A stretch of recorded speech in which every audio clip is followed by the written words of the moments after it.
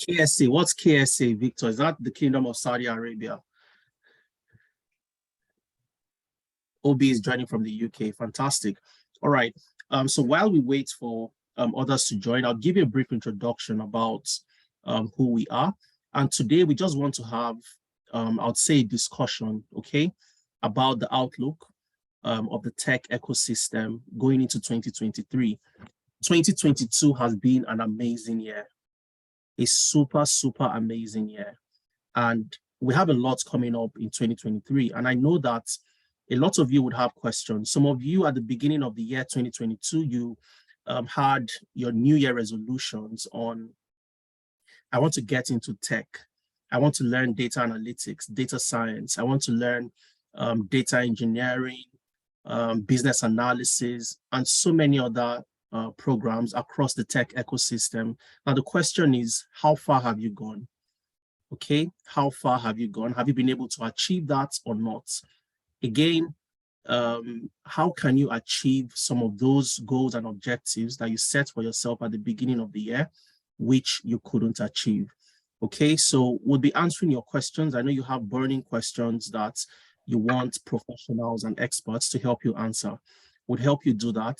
And in addition, we also have people that started out just like the way some of you here want to start out in the tech ecosystem as data analysts, as business analysts, and so on and so forth.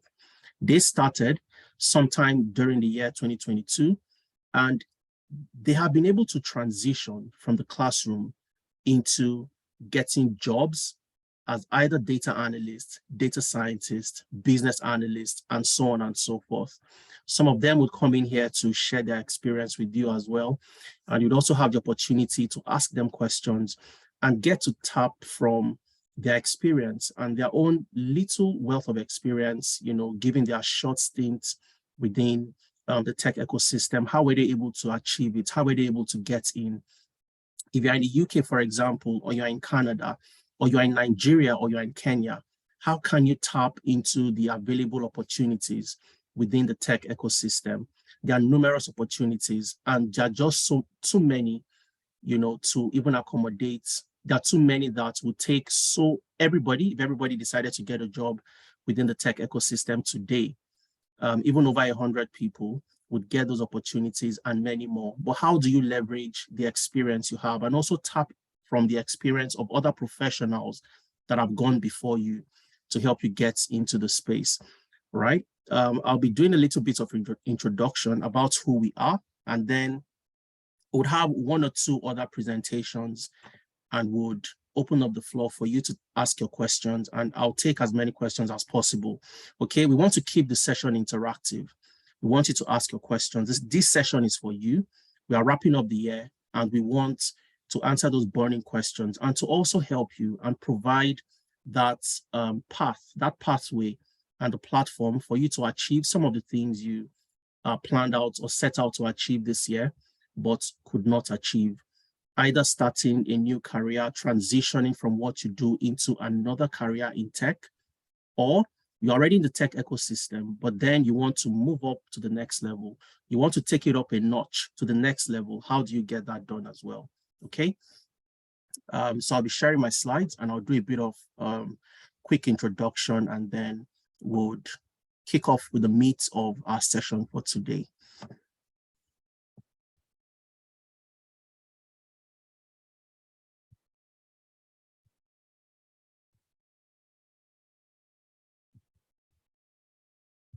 Okay, so I'll do a bit of introduction about Tenalytics. And I'll do a bit of introduction about myself too. And my other colleagues would also come in to introduce themselves. Now, Tenalytics, for us at Tenalytics, we are an educational technology company providing tech solutions to anybody interested in getting into the tech ecosystem.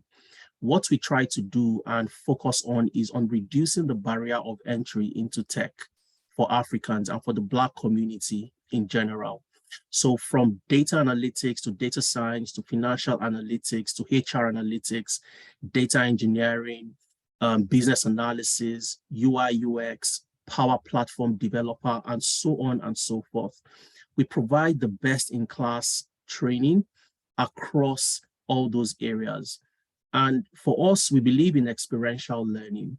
Experiential learning where you are learning by doing. You learn something immediately, you get to put it into practice, and that's the only way a very technical and practical area within the tech ecosystem, from data analysis to data science, that's the only way you can learn them and it sticks. Okay, so we believe in experiential learning. And one of the things we also pride ourselves on is on the quality of the facilitators and the trainers we bring to bear. For us, we believe that you cannot give what you don't have. Okay, so for you to equip and pass on knowledge to somebody getting started in technology, how do you do that? One of the ways you can get that done seamlessly is by learning from professionals, people that do this on a day-to-day basis. And for us at 10Analytics, our facilitators come from the best of the best organizations across the world, from McKinsey to Microsoft to Amazon, PwC, KPMG, Deloitte, the Big Four, Coca-Cola, Andela, Facebook, Meta, and so on and so forth. Another thing we also pride ourselves on is on the structure of our training program. Now, a lot of people go out there, access different learning materials, and at the end of the day, you are learning bits and pieces from here and there. And it's a bit difficult to put them together at the end of the day to say that, oh, I've learned all the skills required for me to become a data analyst, or I've learned all the skills required to become a data scientist, and so on and so forth. What we ensure that we do is to provide a structured training plan for you, where you are starting, you know where you're starting, and you're starting from where you should start, and you have a structured approach until the completion of your training program. Now, looking at what we were able to achieve this year, in the year 2022 alone, we're able to train over 22,000 people, some of them getting into tech newly afresh, some of them already in tech, but then wanting to upskill. We trained over 22,000 people and also helped over 300 people transition into new roles within the tech ecosystem. New data analysts, business intelligence analysts, our participants and people that registered with us and took our training program, over 300 of them went on to get new jobs across the globe, in the UK, especially in the UK, in Canada, in the US, in Nigeria, and in the UAE as well. Okay, and like I said, some of them are here. They're going to share their experience with you and how they were able to achieve it. And as we go into the session proper, we'll also show you the structured learning approach and how we take you from getting into the space, equipping you with the right skills, not just the technical skills, but also the soft skills. Because the technical skills, we always say, are not enough to get you a job or land you a job across the globe. Okay, so how do you learn both the technical skills and the soft skills required for you to get into the space and take advantage of all the opportunities available? Now, this is a brief of what we've been able to do, who we are, what we stand for, and what we've been able to do in 2022. I don't know if Ifemena is here, if they would give us just a brief overview of some of the training programs, some of the things you need to take note of for those of you planning to get into tech come 2023. So you want to become a data analyst. What are the things you need to look out for? How should you start? Where should you start from? Okay, what are the career prospects? What are the projections for data analysts, for example, in the UK, in Canada, and so on and so forth? What are the career prospects for business analysts? We have a professional business analyst who has worked about 10 years in his career, and who will be sharing his experience with you as well on things you need to know, how you should start, and what you should look out for when you're getting into business analysis. All right. And afterwards, we'll take your questions, your burning questions, and we'll try to answer as much as we can. Okay. So if Ife is here, Ife, I'll just be handing over to you to take over the session. Are you here, Ife?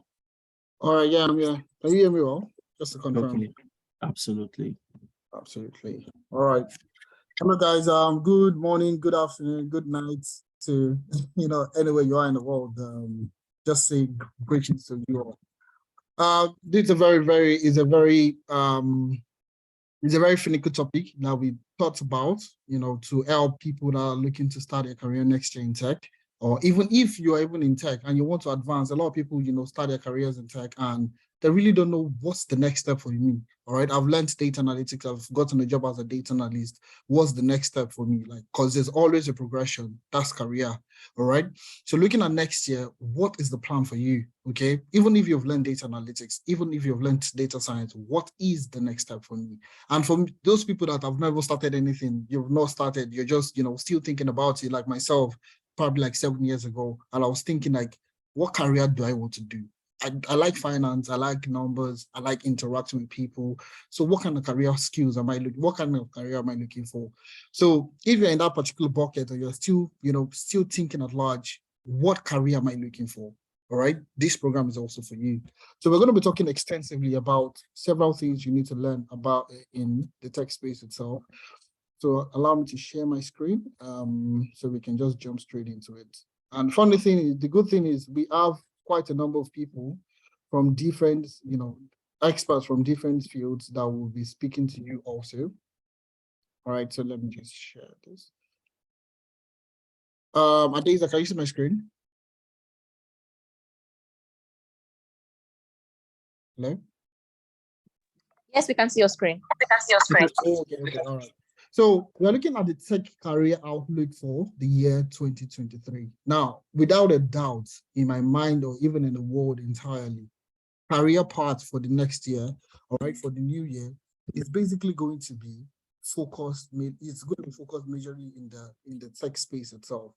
Okay, the career path you're going to be choosing, if you're looking for career projection, you're looking for that career fulfillment, you're looking for the money fulfillment, you're looking for something that would, enhance you, all right? Because essentially when you're looking for a career, you're not just looking for a career that, you love it, no doubt about that, but you're also looking for something, some form of upliftment. That's what you're looking for. So if you're thinking about it, yeah, in new year, what exactly in the new year 2023, what are the expectations? What is the market like? Okay, what is the salary expectation? What is the job expectation? What is the, you're looking for you want to learn a skill that you can easily just get a job, get the money that you're looking for, get that gratification you're looking for, and start your career itself, or even just continue or transition in your career. That's what we're going to be talking about today.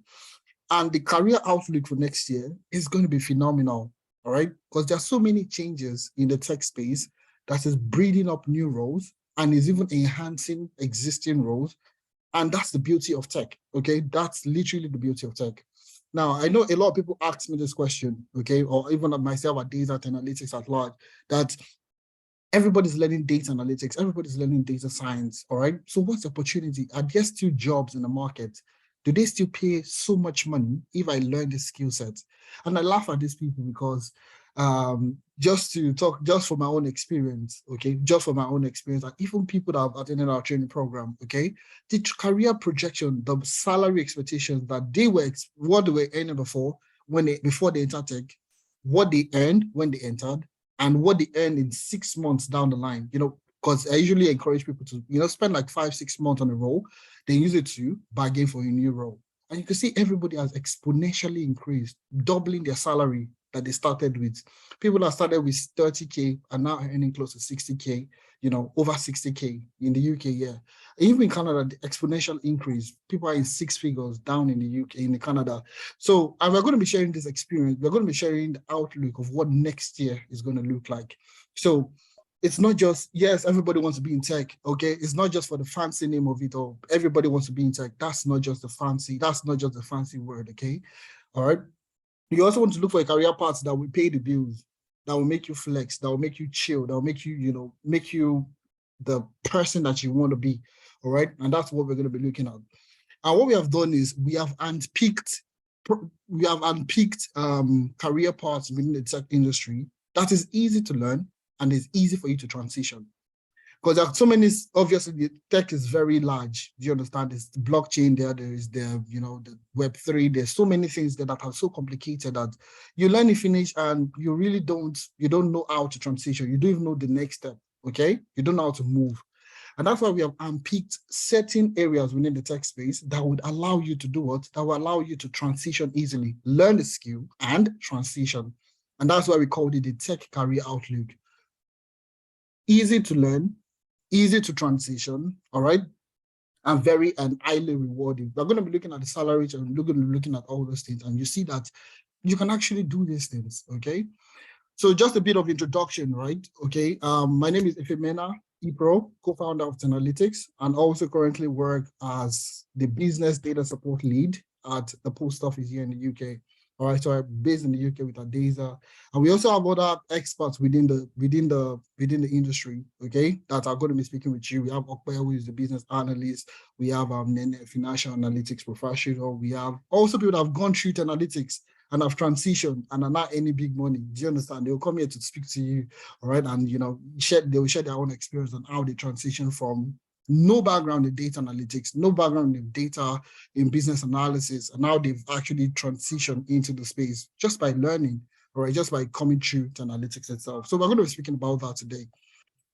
Now, you would ask yourself, what are the tech career opportunities to look out for in 2023? And you're wondering, how do I start? Where do I start from? Do I start from the beginning? Should I start from the middle? A lot of people say that, oh, I can learn by myself. But you started learning by yourself from January 2022, December 2023. I'm not saying you've not learned. You probably have learned, but it's too long a time for you to transition. 1 year is a long time. So now we're looking at what are the tech career opportunities to look out for in 2023. Easy to learn, easy to transition, and also what? Salary expectation is huge, and we're going to be sharing those things with you, okay? Now, number one on the list is business analyst, okay? Is a business analyst. This is one of the highly most rewarding career paths you can actually choose for yourself. First of all, it is easy to learn. Trust me, and the person that's going to be speaking today, Okwe, okay, would absolutely give you the details about, what a business analyst does, the roles of a business analyst, and even, the salary classification and, the expectation from any organization you get to work with. Now, a key thing now I want to mention here is over 40% of projects fail due to lack of planning. What is 40% is high? That's a huge number in any project. 40%, they're obviously in every organization, there's always one project or the other. Now they are saying that 40% of those projects fail due to lack of planning.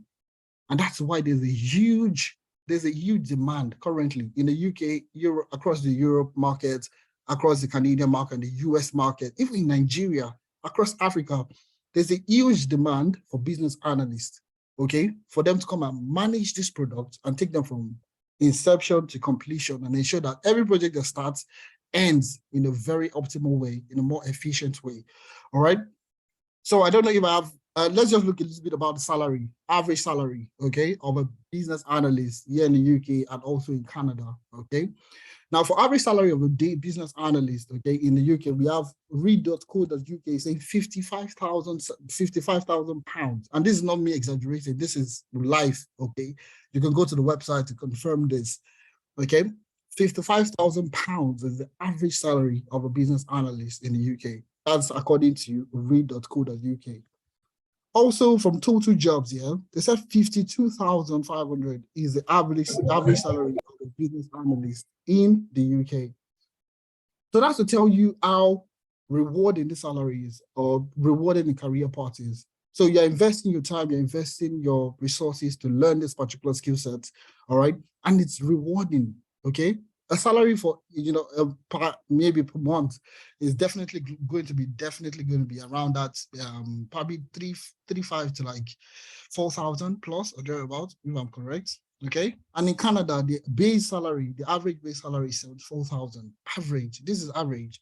Average, according to that's according to Indeed, and also according to Talent, it is $79,000. These are the career projection. Now, always keep in mind that The reasons why we are saying this, the reason why I have picked business analysis, or we have picked business analysis, is due to the fact that it is easy to learn. First of all, it is easy to learn. Don't let anybody confuse you. Business analysis is one of the easiest things to learn. All right. Secondly, all right, it's easy for you to transition. Very easy for you to get a job. Even in the UK, in Canada, it is easy for you to get a job.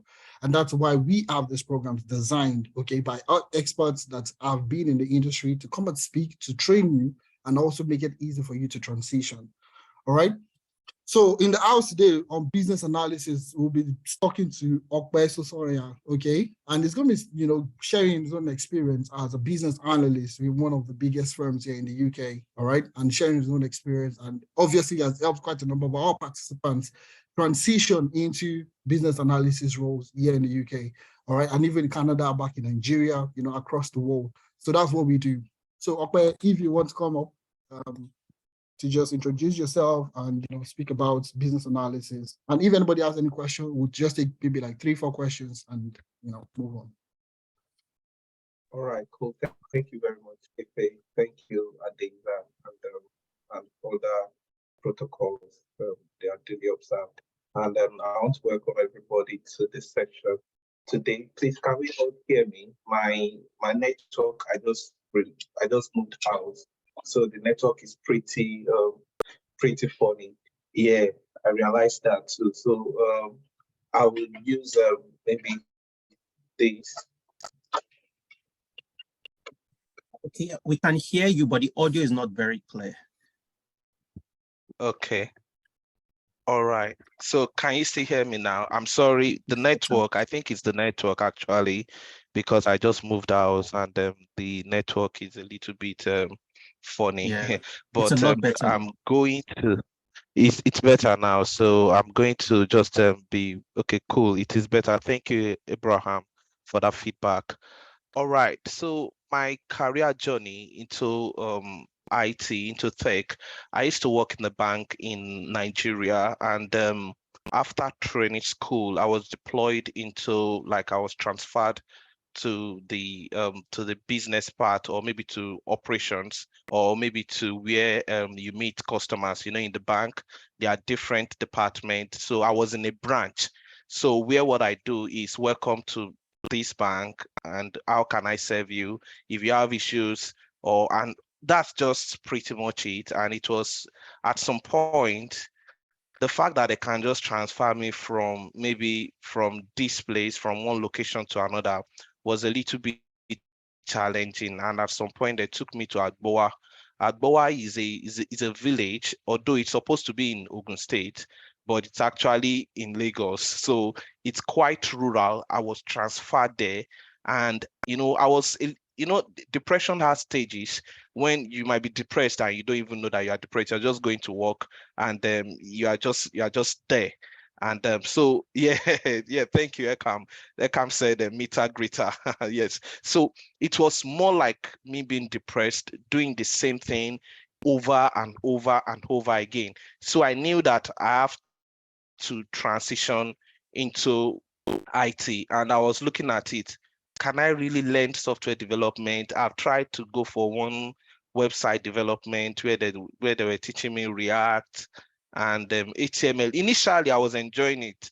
The HTML, it was quite simple, but at some point when we were getting to React, I just lost interest and everything, so I could not do so. And I've got to start just binging on different courses on what's it called now, on Udemy and Coursera. I would just go to Udemy. I won't get it at some point because you can't ask questions on all those pre-recorded sessions, and it was a little bit challenging. So I knew that, oh no, I was just trying to look for a tech career that actually interests me. And I think that was the first thing that I did in mid-transition into tech. The second thing was that I realized that I've got some transferable skills that have maybe me doing those, me working in the operations, that I can actually transition, that I can also, I did statistics in my undergraduate levels, which has to do with data and stuff like that.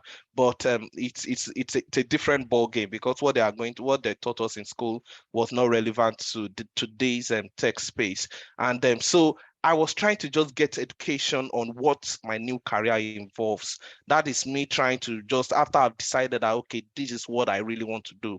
I knew that I just have to do something that has to do with analysis, but I don't know the type of analysis that I was going to actually delve into.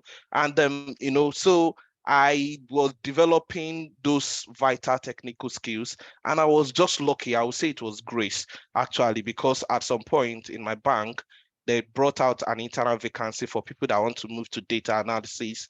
And then, so where they are going to train you, you are going to work, train on the job and stuff like that.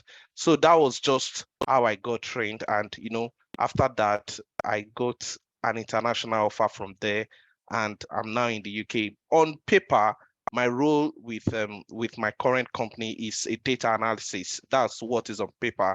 But, at some point, you realize that you've got some strength in some things. Data analysis is quite wide.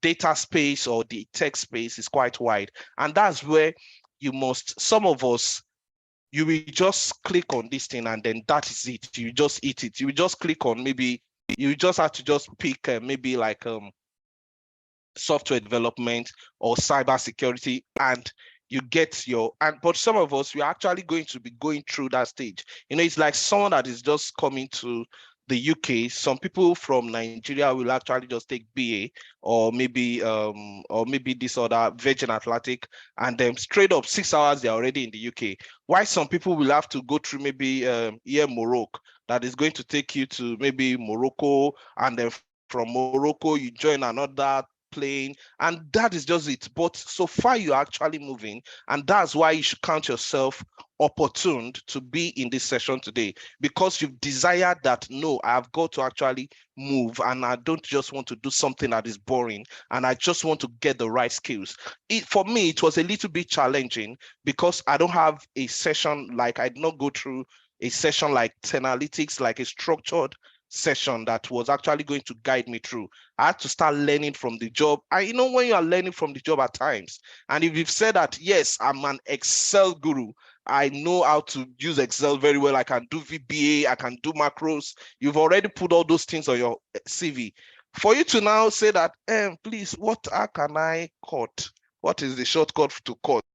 People will be like, oh, but you said you are an Excel guru. Why are you now why are you struggling with all of these things? So those were the things, because people don't even have that time to start showing you that, okay, yes, for you to do this thing, this is what you have to do, and this is how you have to do. And then, at times, another challenge for me trying to transition was because you learn this one will say, okay, this is this, you learn this one from another. So you getting that structured session is the best. And I will tell you, because it's like more like an impartation. It's not just like teaching. It's a session whereby you can actually ask questions.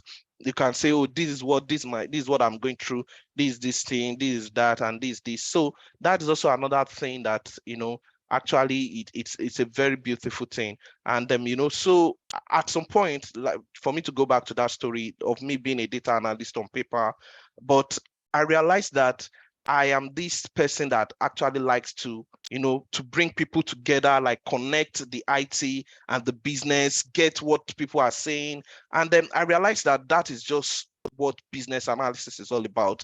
You trying to go to the business, what is your problem, and then you try to communicate that to the tech, to the IT, or maybe the business change department. I'm just going to share a little bit of maybe a slide, one of the initial slide, and then for us to just look at the slide and for us to know what a business. Good thing about business, Ifemena has already talked about the major thing, is for in months now, I've not actually start writing any code, or me trying to do some analysis, or me trying to do coding, me trying to write maybe Power BI DAX. Even though I know it, I use it for my personal development or something. And then but the truth is, business analysis is one of the simplest thing. In fact, truth is, someone was scared. One of my mentee was scared, and she was telling me that everybody in Canada is now a business analyst. It's as if this business analyst job is going to be, well, I won't get a job at some point. And that's not true. I realized that every time, if you go on LinkedIn, there's still space for you. But the challenge of companies is getting the right person for the role. In fact, in that same Canada, a friend of mine that is a recruiter also told me she used to be a recruiter in Nigeria. She used to work in my former company, HR, and she was telling me that there are a lot of fake business analysts out there. There are a lot of fake Scrum Masters out there. There are a lot of fake people out there that they just say, oh, they can do this, and they can't do it, and that's how So it's just for you to just get the right thing. Don't be that fake business analyst. Don't be that fake data analyst. Don't be that fake data scientist. Be the right person with the right skills. And I'm just going to share just one page of maybe what business analysis is all about, for you to just know that is just it. If you can understand that is what you need to do, you are going to actually, that is just it. Basically, in fact, that's just it. Basically, you just trying to identify needs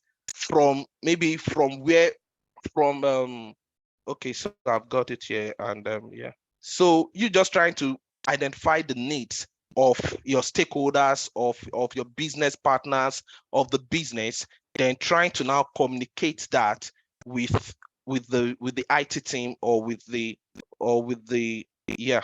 So this is the page, and which is saying that your business, this is the business, this is your business, and these are the constraints. They've got this constraint, and then they've got this page that they're actually looking at, getting to. All right, so they've got the business and everything. So we are saying that everybody, I used to tell my student that everybody is actually a business analyst, because you might not know. Some of us were in Nigeria maybe like 10 years ago, or maybe like 5 years ago, and then we are saying that we are tired. And that is this point, this green point. We are saying that we are tired. We want to actually go to that level, to that peak level. We want to, for 2023 now, people have already been saying that, okay, this is my projection. And then this is the business as usual. This is where you are at the moment. So, and that's what business analysis is all about. You trying to analyze all those changes, all those things, the business need. You're trying to identify, you want to just connect the dots between the growth, between your projection, between the to be and the assist.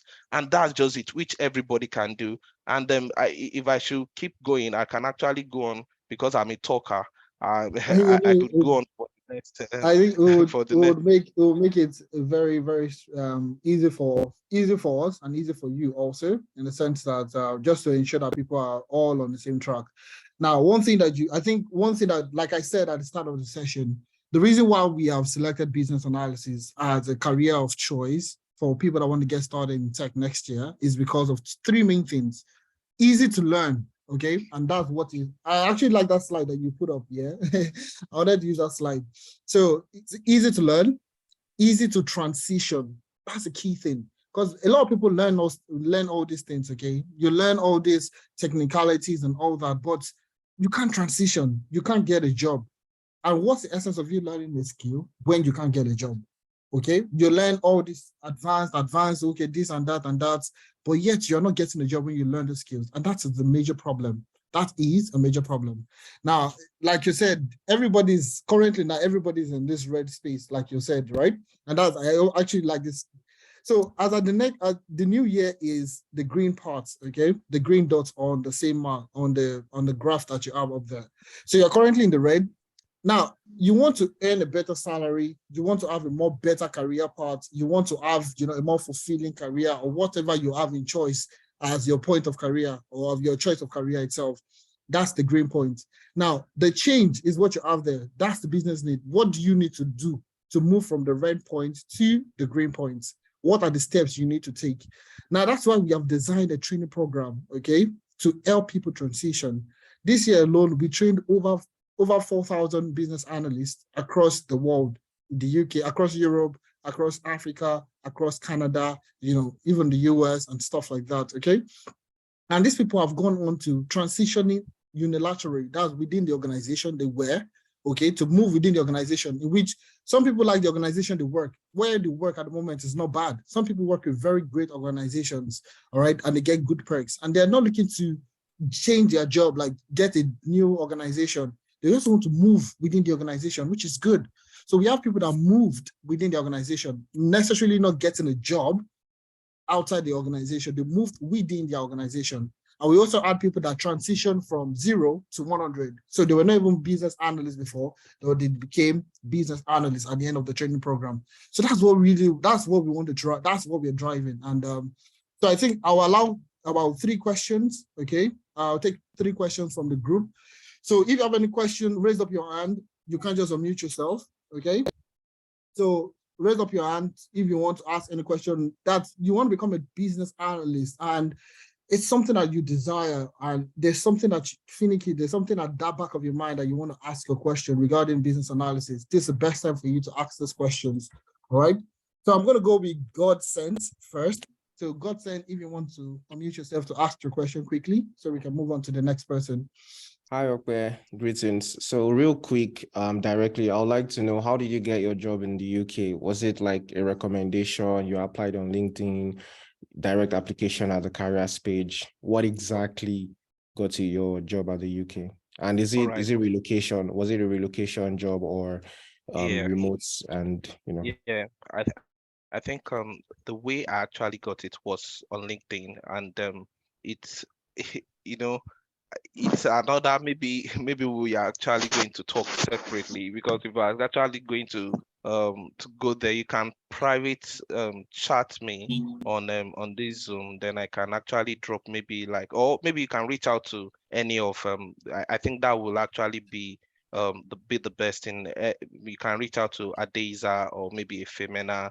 And my LinkedIn is Okwe Shosanya, OPSOS, just this my name, just Okwe Shosanya. You can also connect, and then we can share all of that there, because if we are to actually talk about it, it's another session, and I'm sure that there are other people too that that also want to talk, and then everything, stuff like that. And yes, so that is just it's LinkedIn, but to be honest, it's like me telling you, if you are asking maybe Dangote that how did you become a millionaire or a billionaire, and he just said, I started with 5,000, just aspire to perspire. You won't get the actually, if I just say, oh, it's LinkedIn, and then you just go on LinkedIn, it's not LinkedIn, but it's actually through LinkedIn. But there are some other things, like your CV must actually go very well. Aside from that, prepare for interview, tweak your CV, use all those right buzzwords that is going to be attractive. And there's one other thing that I did that was just it's a lot, to be honest. It's a lot, and it's not just I won't just want to just tell you that LinkedIn.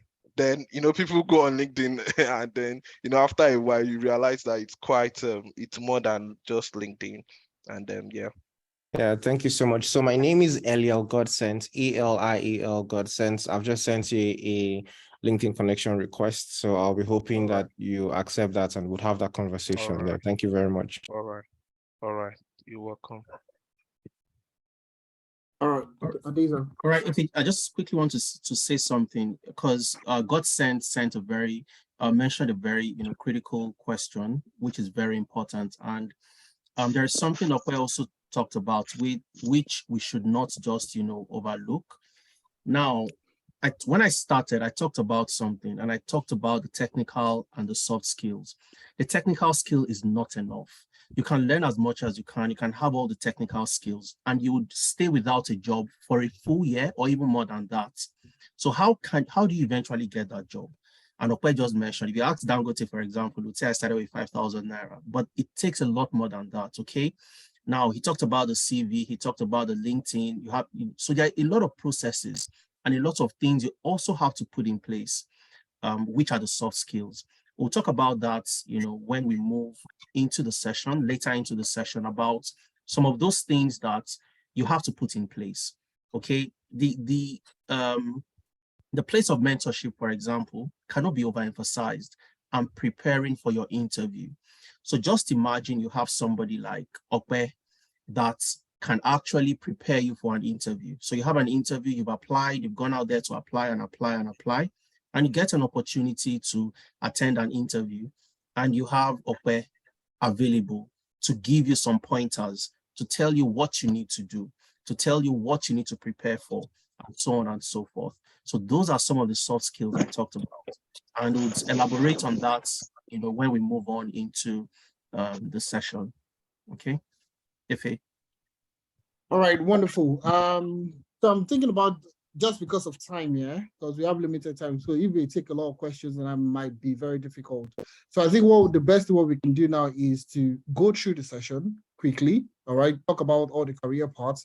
Then we can now take questions, get comments, and then we can discuss, deliberate better, because this might take a lot of time asking questions one after the other. So just give me, I'll just go back to sharing my screen, so we can just finish up all the career parts that we are talking about today. So that's Okwe, okay? And like I said, very beautiful story, and something that inspires quite a number of people across any sector is the fact that, as a banker, move from banking into, from Nigeria itself, okay? So move from Nigeria to the UK, all right? Sponsored visa and all that, okay? It currently works as a data/business analyst, senior data analyst currently in the UK. So that's a very wonderful story. So we have a program that we have designed, okay? It's a structured training program, that takes you from 0 to 100. Now, very key thing that Okwe mentioned here is you still have technical skills, and majority of the business analyst role out there currently does what? Involves a bit of analytics. So you still have to learn a bit of Excel, a little bit of Power BI, okay? Then you learn the normal business analysis. That's the, requirement gathering, elicitation, and all that, okay? And which this program is actually designed in line with BCS and IIBA, all right? So even in Canada, it's designed also in line with IIBA. So even in the UK, it's designed, with the BCS methodology, okay? So the program is actually designed to take you from 0 to 100 to become a business analyst, okay? So this program is starting on the 21st of January, 2023. So if you're willing to start, you want to start your year faster, and it's just 2 months. So you're learning for 2 months and you're looking for a job. It comes with a free internship and all that. We'll talk about that at the end of the program or as we proceed in the program, okay? So it comes with a free internship, all right? It comes with LinkedIn optimization, CV review, projects, and it's usually highly project-based. So all the programs are very hands-on, very practical. So we give you that experience, we give you that recommendation for you to get a job. And essentially that's how we work around it. So the key thing that I want to reemphasize, okay, the salary expectation for the UK is between 52 to 55,000. All right. If you're in Canada, the average salary is between 79 to 74, to 79,000 Canadian dollars. And that's all career. That's just off the internet. Okay. These are all taking snips from the internet. You can click on the links for you to have a look at that. So these are the average salaries. Bear in mind, average, okay? Average is not the maximum salary you can earn. That is an average, okay? So this is a business analysis training program for you to learn with. Now, the next career path, okay, like I said, the reasons why we have chosen this career path for next year, it's not just for the buzzwords itself. It's not because everybody's learning data analytics, everybody's learning business analytics. That's not why we're choosing it. The reason why we have chosen it is because we have trained people and they have gotten jobs after, befitting jobs after. And that's why we have selected it. Based on this year's performance, we have highlighted to see that which of the roles are people getting jobs, okay? Was easy for people to get a job, transition and start their career. And the next part is data analytics. This is one of the, hottest, sweetest, befitting, and most interesting role ever, okay? So data analytics, okay? And right here, they say data analytics is the future, okay? And the future is when? The future is now, right now, today, not tomorrow, not next week, not in 2 weeks' time. It is now. All right? So that's what we're going to be talking about, data analytics. Now, everybody, learns data analytics and they feel like, oh, especially in the UK, it's actually very, very easy for you to get a job. I won't say very easy, but it's the opportunity that is there for you to get a job is very, very high for you to get a job after you learn the training program. Now, let's look at a little bit about the salary, the average salary of a data analyst here in the UK. Now, according to, I think, net salary, it's £35,000, okay? 35,000 plus pounds per annum.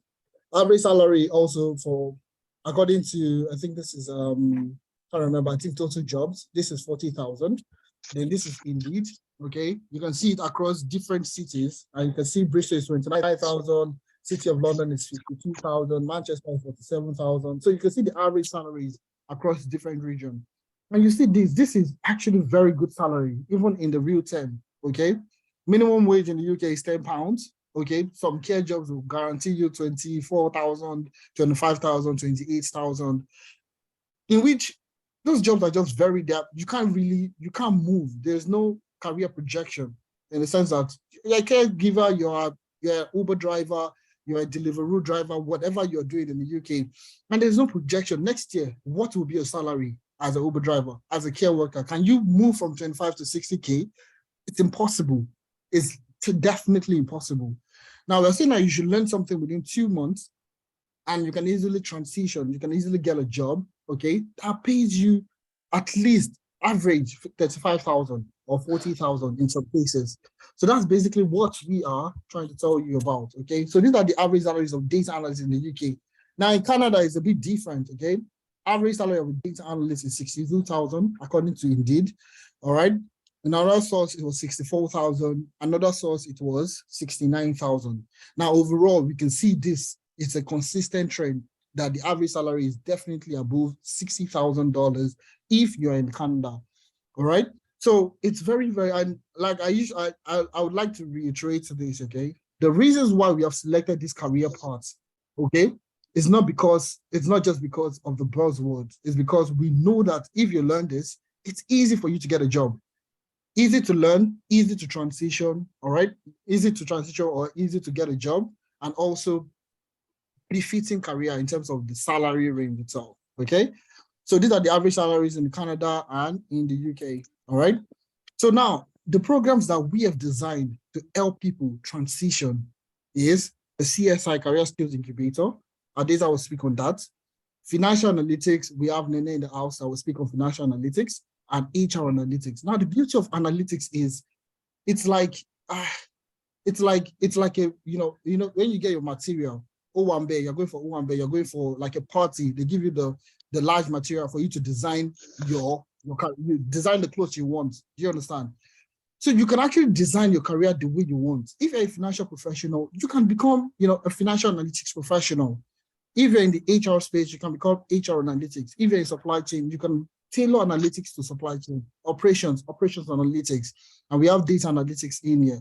So these are the career programs that we have designed to say that you can actually get a job.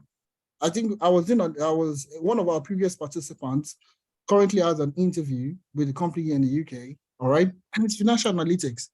We did the case study, he did the interview, we are still expecting, a result from the interview.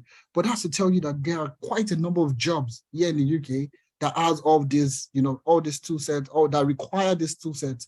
And that's why we have designed this training program to ensure that you get a job after the training program. Okay, so Adeza, do you want to speak on the Career Skills Incubator program? Yeah, thank you very much for that, Ife. So the Career Skills Incubator, largely, like Ifemena has mentioned, will take you through the rudiments, the steps, the beginning of getting into data analytics. I was having an interview with a journalist, that was last week, and she asked me that, what can I say about data analytics? That if I come back again, if people reincarnate and come back in the next life, will I still be a data analyst? And I said, absolutely. I'll be a data analyst and even 10 times more. Okay, data analytics is one of the skills, the rare skills you can have that gives you opportunity to get jobs in any organization, within any industry or any sector. And that's simply because it transcends industries and it transcends different sectors. Okay, so you don't have to be a data analyst just in the banking industry, for example, or only in oil and gas, or in educational technology, or in health. You could be a data analyst anywhere, literally. Okay, and how do you get into the space? And this is where, I find it very interesting, and that's why I would say, for a fact, I'll tell you for free that myself, Ifemena, we have been super proud of what we've been able to do. And what is that all about? And that's simply being able to help people transition, okay? You want to be a data analyst. You want to get into data analytics. And it's so simple that all it takes is for you to decide that, yes, I want to be a data analyst. And what do you need to learn? Okay, all you need to learn problem solving. You need to have problem solving skills. And that's simply because that's where it all starts from. Okay, how to solve problems. And that's the fundamental objective of a data analyst, solving problems. So you're going to learn problem solving. You'll learn Excel for analytics, Microsoft Excel, the same Microsoft Excel everybody would have at some point used, during your career or in the university and so on. But how can you use Excel to analyze data, extract insights from data? That's also what you'll be learning. After problem solving, you learn Excel, you'd learn Microsoft Power BI for business intelligence. You'd also learn SQL, structured query language, to help you interact with databases, because any structured organization, and for those of you that are in the UK, that are in Canada, and in some other countries, you would agree with me that there's a lot of structure and they are very process oriented. So you'd find data sets existing within databases. So as a data analyst, how do you interact with those databases? You need to know SQL. You're going to learn SQL, and then you learn Tableau as well for also analyzing data and visualizing your data. So you're learning 5 core skills. And one thing we also focus on is how do we help the Black community generally to get this job? So you go into an organization in the UK, here in the UK, or in Canada, for example, and you hardly find Africans. You hardly find somebody within the Black community holding key roles like data analyst roles within organizations, okay? And all they've known us to do is to do the menial jobs, the care jobs, and so on and so forth, not to, look down on any job at all. But then again, how do we get these roles that exist within the tech ecosystem? How do we get our hands there? How do we ensure that we have the skills required to actually get these jobs? Okay, and they're actually very easy. It's easy for you to get into this space. And like I mentioned, you learn these 5 key skills: problem solving, Excel, Power BI, SQL, and Tableau, and you are good to go. You're well in your way to getting the job as a data analyst. Now, we mentioned, learning the technical skills and also learning the soft skills. And one of the things you also get in the Career Skills Incubator, where we prepare you to become a data analyst, is you get to work on projects. So at the end of your program, you have a capstone project that helps to assess the level of assimilation, the level of skills you've been able to learn during the training program itself.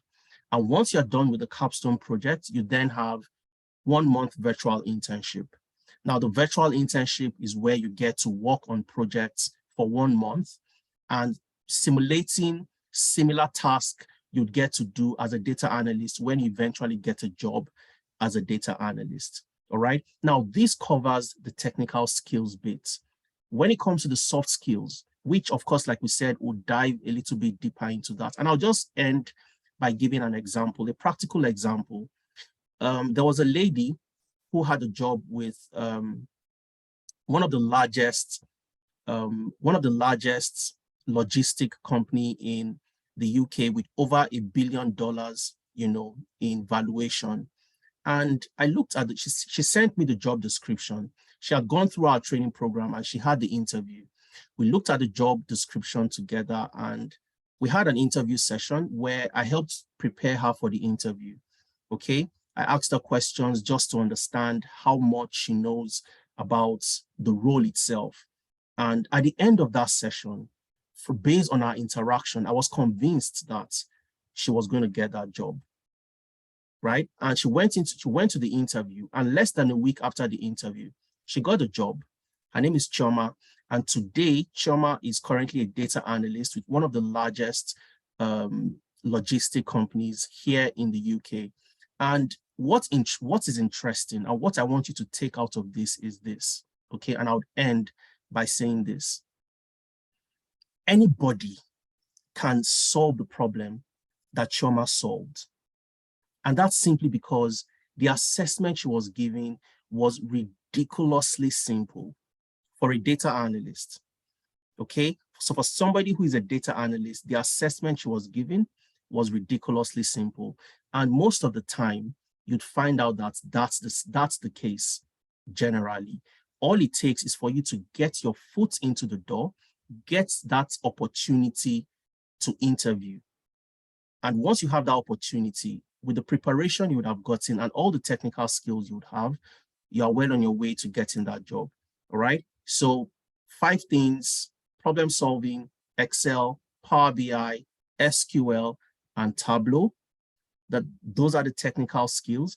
And then the soft skills, your CV, LinkedIn optimization, interview preparation. And we have weekly mentoring and career progression sessions as well. Every week you have that where you get to ask your questions and we help you prepare for, future challenges and other things you would have, you'd want to get answered. So I think I'll just stop here, and if I'll let you do the rest. All right, yeah, that's amazing. So I think I'll call on Nene. Nene, if you want to speak on the financial part. Hi everyone, can you hear me? Yes, we can. We can hear Okay, you. fantastic. Hi everyone. I'm sure for those of us who are in the finance space, we're just hearing data analytics, data analytics, data analytics. How does this apply to me? How does this apply to me as a finance professional? And this just takes me back to a conversation I had with someone, like I think 2 weeks back, and person was like, oh, he's an accountant, he's been doing financial reporting, he's been doing this for a while, but he's trying to find out what's the future. And the future is data. Data in whatever form. Sales data, customer data, anything. So your ability to extract that data and provide meaningful information or meaningful insights that will inspire decision making. That is it. Computers are coming. We've all heard about how computers are coming to take over the work, take over the this, take over the that. Normal reporting now. There are so many softwares that are providing financial statements. There are so many software that are doing things. The ability to navigate those techniques to be able to bring out that data in that insight is what this financial analytics program is about. So basically what we're doing is looking at data analytics from a financial perspective. Like, you're an accountant, you are a finance professional, you have been doing this over and over again. How do you use that? So basically what we do is just in line with the data analytics program. We go through problem solving, Excel. In fact, now when we talk about Excel, I tell my participants that Excel is the easiest way for you to be a rock star. You have literally, people say, oh, I know how to use Excel. I know how to use Excel. Give them count if. Give them ifs. So literally, those are the list of things, but they throw people off. And those are the little ways by which you become a rock star. I remember one of my classes, I think earlier in the year, I always tell my participants this, and one of them was like, oh, are you serious? And I think later on, I think towards the capstone project, I had the conversation with them, and they were like, oh my goodness, Nene, my Excel skills are these, my Excel skills are that. My office, they are wondering what program I went for that I know Excel like this. They think I went for one program that I'm paying $2,000. I'm like, what? So it's like, right? So basically, the skills you have prepare a way for you. If you don't have the skills, when the opportunities come, you won't get it. Now, when I talk about opportunities, now you say, oh, Nene, what are the opportunities? Check now, most finance roles are looking for people with financial planning skills.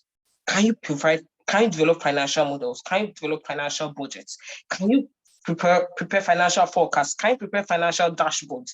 Those are the skills. Those are the things that people are looking for, right? You've done accounting, you have been a finance officer, you've been doing payables. Okay, yes. And that's what Ife Okwe and Adiza, they've said all through this program. You have skills that are transferable. You've done things.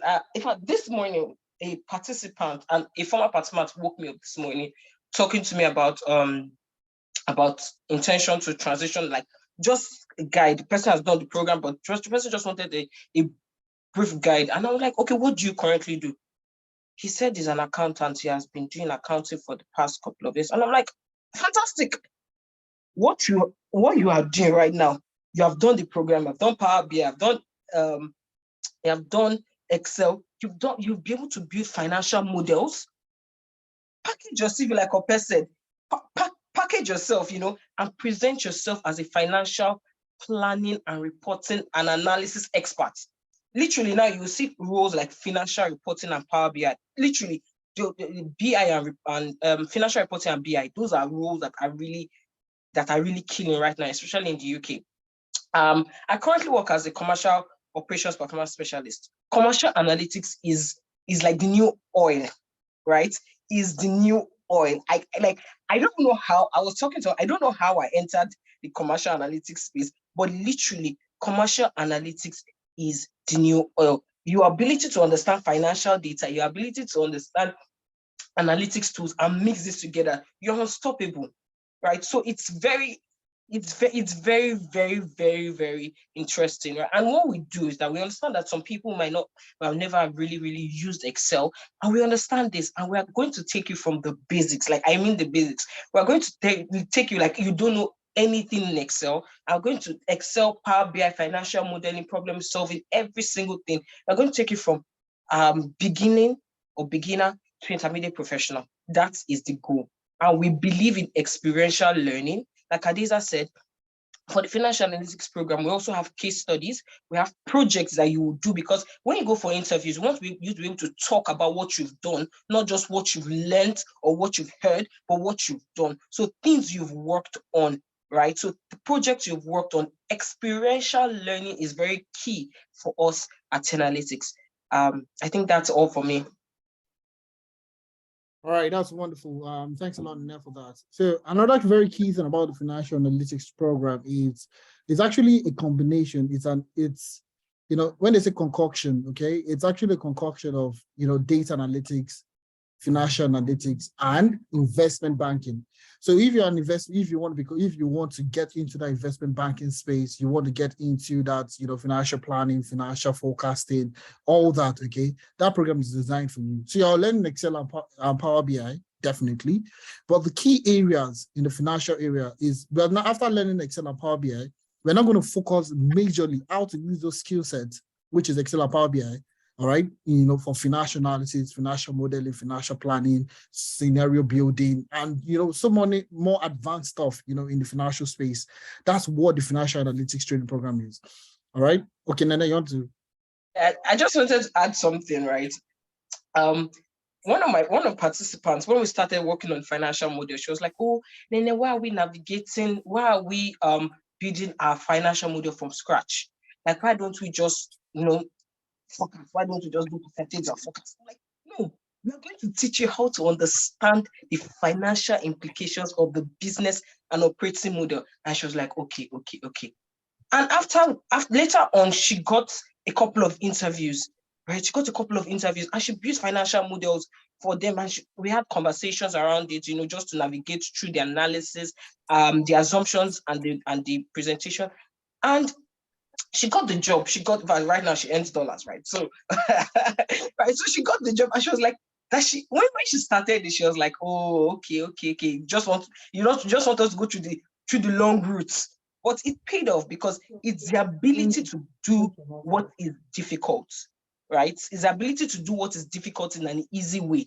That is what makes you, and that's what makes you stand out. So that's literally, like if Mena said, is the mixture of data analytics, financial analytics, investment banking, corporate finance, financial plan analysis, literally all of this built together. So it's literally taking data analytics and bringing it into the finance space.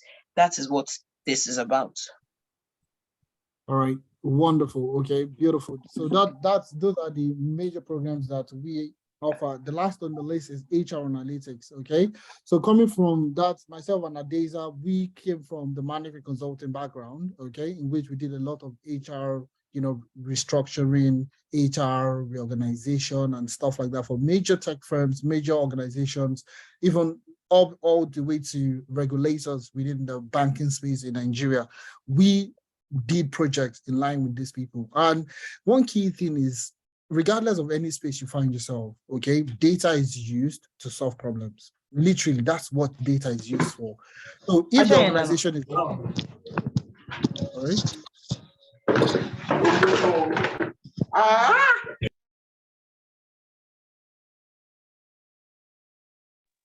Please continue.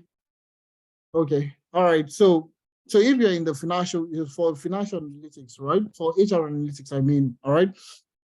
You are in HR, okay? Now, HR is moving away from that, what do you call it? From that strategy, from that cost center department where you're only, filing for leave. It's only when somebody's going on leave, they go to HR. It's only when somebody is about to be fired, they go to HR and stuff like that. HR is moving away from that cost center within the business to become more strategic.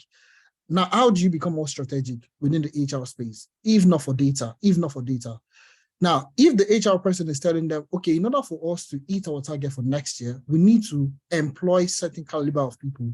Now, over time, we have employed this set of people and their performance has been, 60%, that's impacted the business by 60%. Now, if you don't know analytics, how would you know that the recruitment you performed last year, how that recruitment has impacted business, if not for analytics? All right.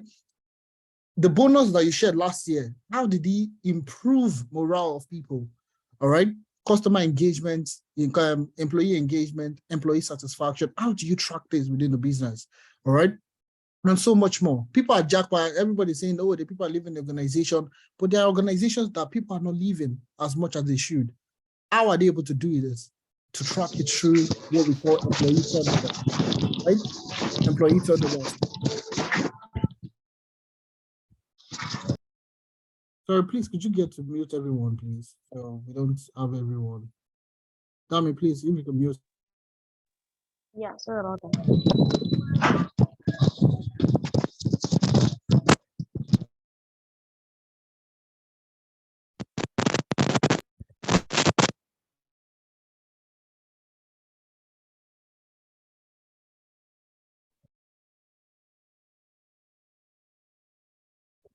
All right, so speaking about, so that's why HR, so in every space you find yourself, so if you're an HR professional or you are currently trying to get into the HR space itself, there is no better time for you to learn analytics in the HR space, because essentially there was one of our participants got a job with one of the top banks in Nigeria, all right?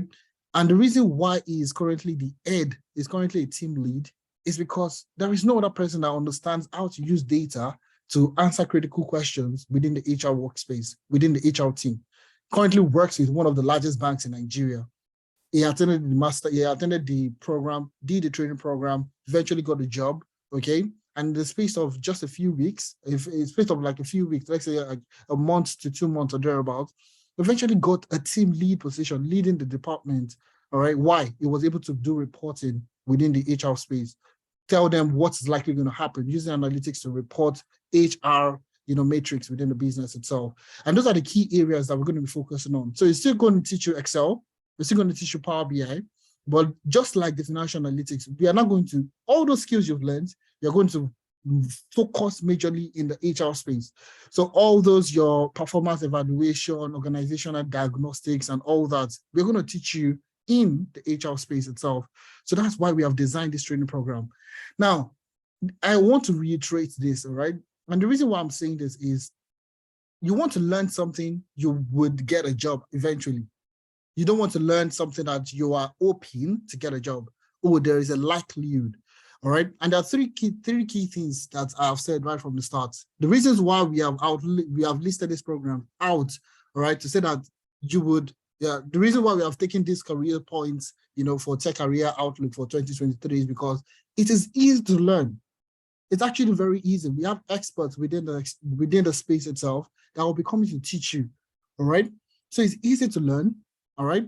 Easy to transition, easy for you to get a job, all right? And the third part is the salary expectation, the salary gratification is wonderful, all right? So you're currently, I don't know what you're earning at the moment, but you are looking for something higher than what you're earning. Learn this skill set, and I can guarantee you that you are going to get a befitting job eventually. Now, moving on from data analytics, okay? So these are the programs that we have. We have the core data analytics, all right? We have financial analytics, and we have HR analytics. So anyways, these slides are going to be sent to you for you to just have a look at them and, get yourself. Now, there's this particular saying, yeah? Let me talk about this HR, all right? He says that HR, okay, will not be replaced by data analytics, but HR who do not use data and analytics will be replaced by those who do. Now, everybody's talking about automation, is talking about AI, is talking about data analytics, talking about all this, future works and all that. But the key thing is only people that have this skill set that will not be replaced. And what this particular saying actually resonates so much with me, because the person that got a job within the bank I was talking about he became a team lead just by him having that skill set of analyzing HR data and reporting HR metrics across the organization for informed decision making. From just a matter of 2 months, became a team lead within the bank itself. So HR is not going to replace data analytics, all right? It's people that don't know have data analytics skills within the HR workspace that would be replaced by analytics. Okay. So moving on from HR, financial analytics, and all this, all right, we are going to be speaking to some of our previous participants, but don't worry, we'll get to hear from them in a few minutes. Now let's talk about data science, all right? And now data science, I will be the one to focus more on data science. Now there's this very, very simple thing, yeah. Without data science, companies are blind and deaf, okay? And they're wandering out onto the web like a deer on a freeway. Do you know what a deer on a freeway is? It's basically about to die, literally, that's what it means. So any organization currently that is not leveraging data science, in the next few couple of years, they're likely going to die or they're likely going to fade off out of business. And why is this so? Why is this so? You would ask yourself, why is data science so important in any organization? Very simple. Now let's look a little bit about the salary ranges, okay? Now the salary range for a data scientist in the UK, for one of the sources that we have here is 50,000, all right? One of the salary also in the UK, another source entirely is the same 50,000, all right? Then we have another source here from, I think this is Talent, okay, which is 55,000. Okay, £55,000. Now, this is the average salaries across the UK. And you can see this is a consistent, it's 50K plus, okay, across the UK. Now let's look at it in terms of Canada, okay, 50K plus, that's in the UK. Now in Canada, it is 94,000 plus, okay, for one of the sources. Another source is 87,000. Another source is 94,000 plus per annum. Okay, this is not monthly salary. Okay, it's not monthly salary. People will be like, if it meant you said 94,000 per month, I wish I was earning that much. Well, it's not per month; it's per annum. Okay, so that's the average salary for the UK and average salary for those in Canada. Okay, so you can see these are career paths that you can, and that's one thing I've said: easy to learn. Easy to transition, and a very good salary compensation. That's what we're looking at. That's the tech outlook. Don't look for something, I want to look for something that nobody is doing, and then go and do it, then you'll not get a job. No, that's not a skill set we're talking about. Now, data science, why is data science very important? Why is data science? Why are organizations looking to hire data scientists? So like I said, for my own self, I work shuffle two things, okay? So I work as a I work as a global business systems analyst with one of the biggest medical technologies down in the world, in Ireland, okay? And I also work with the post office as a business data support lead, with the post office here in the UK. Now, one thing that you'll see that is constant among these organizations is they need to make a decision. Every organization you work in is looking to make a decision. Okay? Is it that they want to sell more products? They want to reduce the number of customers that are leaving the business. They want to increase the number of customers that are, that they are working with. In terms of logistics, they want to deliver faster. They want to, Everything is based on, they want to make a decision. Every time they want to make a decision. Now, who is this person that will help them facilitate this decision making? Before, it was gut feeling. I feel there's something within my soul that is telling me that we should do this. Nah, that has gone away. Like gut feeling to back to the sender. This gut feeling is gone, dead and gone. So nobody uses gut feeling anymore. And that's where data science comes to play. That's where data science comes to sit down to eat people for breakfast.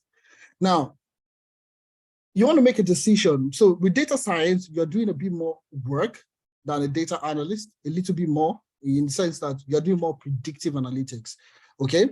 So how many customers are we going to lose in the next couple of months? How many parcels, if you're in logistics, how many parcels are we going to be getting in the next few weeks? Or how many parcels, or how many, when I say parcels, how many boxes of, deliveries are we going to be delivering the next day and stuff like that? So how do you predict all these things? Predictions, okay? How do you do the predictions? Now that's where data science will sit down and come up with statistical analysis, statistical models to be able to predict what would happen in the future, all right?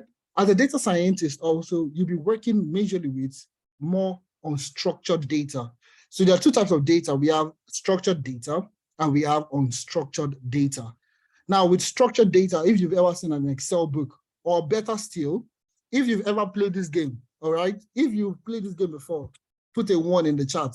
Put a 1. I want you to, if you've played this game, name, animal, place, thing. You now put A, B, C, D, E, F, G, H, all the way to Z. Then you now say at fastest finger, you must fill up everything in 5 seconds. And what do? I call on Q. You now put Q for Kudus. Animal, Q for, what's animal for Q? Have you ever, you understand? If you've ever played that game before, you know what a structured data is talking about. So you have name, animal, place, and thing. You draw a straight line down for each of them to demarcate the column for each, for name as a column, animal as a column, all right? And you have A, B, C, D, all the way to Z, and you draw a line across them. So A has his own row, B has his own row, C has his own row, all the way to Z. So that's what we call a structured data. It's arranged in columns and in rows. So a data analyst will work with that efficiently on a daily basis. That's a data analyst. A data scientist would also work with structured data. Now, what really makes a data scientist a bit more exposed is the ability for a data scientist to work with what we call semi-structured data and unstructured data, okay? So unstructured data, semi-structured it's not in rows and column, okay? Basically, anything that is semi-structured or unstructured is not in rows and column. So like unstructured data, take for example, a picture. Can you put a picture in rows and column? You can't. Can you put an audio file in rows and column? You can't. So essentially, that's basically what a data scientist will be working with, both structured, unstructured, semi-structured data. That's what a data scientist will be working on. And that's why we have designed this program, structured training program, to take you from zero. Literally, you don't need to know anything. I say, come naked, come empty-handed, okay? Don't come with clothes, don't come with anything. I don't even expect you to know ABC. Don't worry, we'll teach you ABC in class. So if I'm just messing around, okay? But we are expecting you to just come, from zero, okay? And we're going to take you from 0 to 100, okay? And these are the things that we have done, okay? So we're going to start you teaching from basics, zero, ground level. So start from statistics, okay? From statistics to Microsoft Excel, to Tableau, to SQL, to Python. And the last thing, it comes with a specialization in computer vision. A very beautiful application. It comes with a specialization in computer vision, okay? So what is computer vision? You would ask me, right? You would say that, what does computer vision entail? Now, if you take, for example, a driverless car, okay? A driverless car is going to move from point A to point B. How does a car that without a driver, how is he able to move from point A to point B? So I'm going from Yaba to Lagos Island, from Yaba to Lagos Island, mainland to island, and the car is moving by itself. How is the car moving by itself? That's computer vision. Computer vision is be able to see what is on the road. move on the road, that is able to identify things that are moving on the road, okay? So if it sees the traffic light, it sees that, oh, the traffic light is a red color. It means, red means what? Red means stop.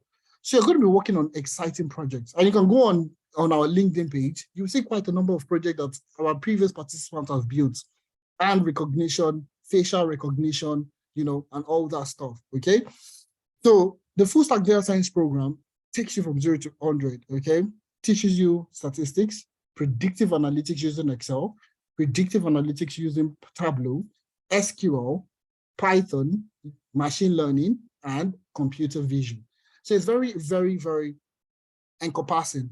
And like I said, we are telling you tech outlook for next year, which is easy to learn, easy to transition, and easy for you, and you know, very good salary compensation. So these are the career paths for you. So that's full stack data science. And if you have any other question, please feel free to ask. You know, everybody says Python is hard to learn until they come to Analytics to learn Python or learn machine learning, learn all this.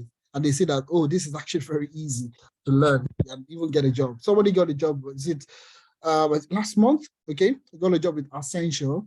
Okay, and the person is based in Nigeria. Okay, based in Nigeria, got a job in Accenture, and I was like, oh, this is amazing. How did you get it? And I was like, the project they worked on is very similar to what we have done in class. Okay, it was to build a predictive model on, you know, bank churn rate. Okay, people that are supposed to leave, being able to predict customers that are going to leave the bank, that will stop banking with the bank. Okay, so as an Accenture, you know, Accenture is a consulting firm, IT consulting firm, and that's what they do for people. They basically just build those kind of models to predict who is going to leave your, maybe not necessarily bank churn rate every time, but projects like that will be able to predict what would likely happen in the future. All right. And he also showcased his computer vision skills, that yes, he knows how to use Python, but he also knows how to build projects, computer vision projects. And he showcased his skill, and he eventually got a job with Accenture, you know. And that's basically it. So the program is going to start on the 21st of January, just like every other program. So you can choose. So we are telling you so many things, okay? So many things for you to choose from. All right. Now, the next thing we're going to be talking about is data engineering. All right. The next thing we're going to be talking about is data engineering. Now, I want you to try this, okay? I want you to just pick up your phone, okay? And type in data engineering. Just type in job in data engineering, okay? Or just put data engineering up on your browser, and you'll be surprised the number of jobs that is out there, okay? Now, there's this key saying also that I have here. Data scientists are involved with gathering data, massaging it into tractable form, making it to tell the story and presenting it in the best form. So before a data scientist will get his data, a data engineer is somewhere that is pulling the data from where it is to where it should be, okay?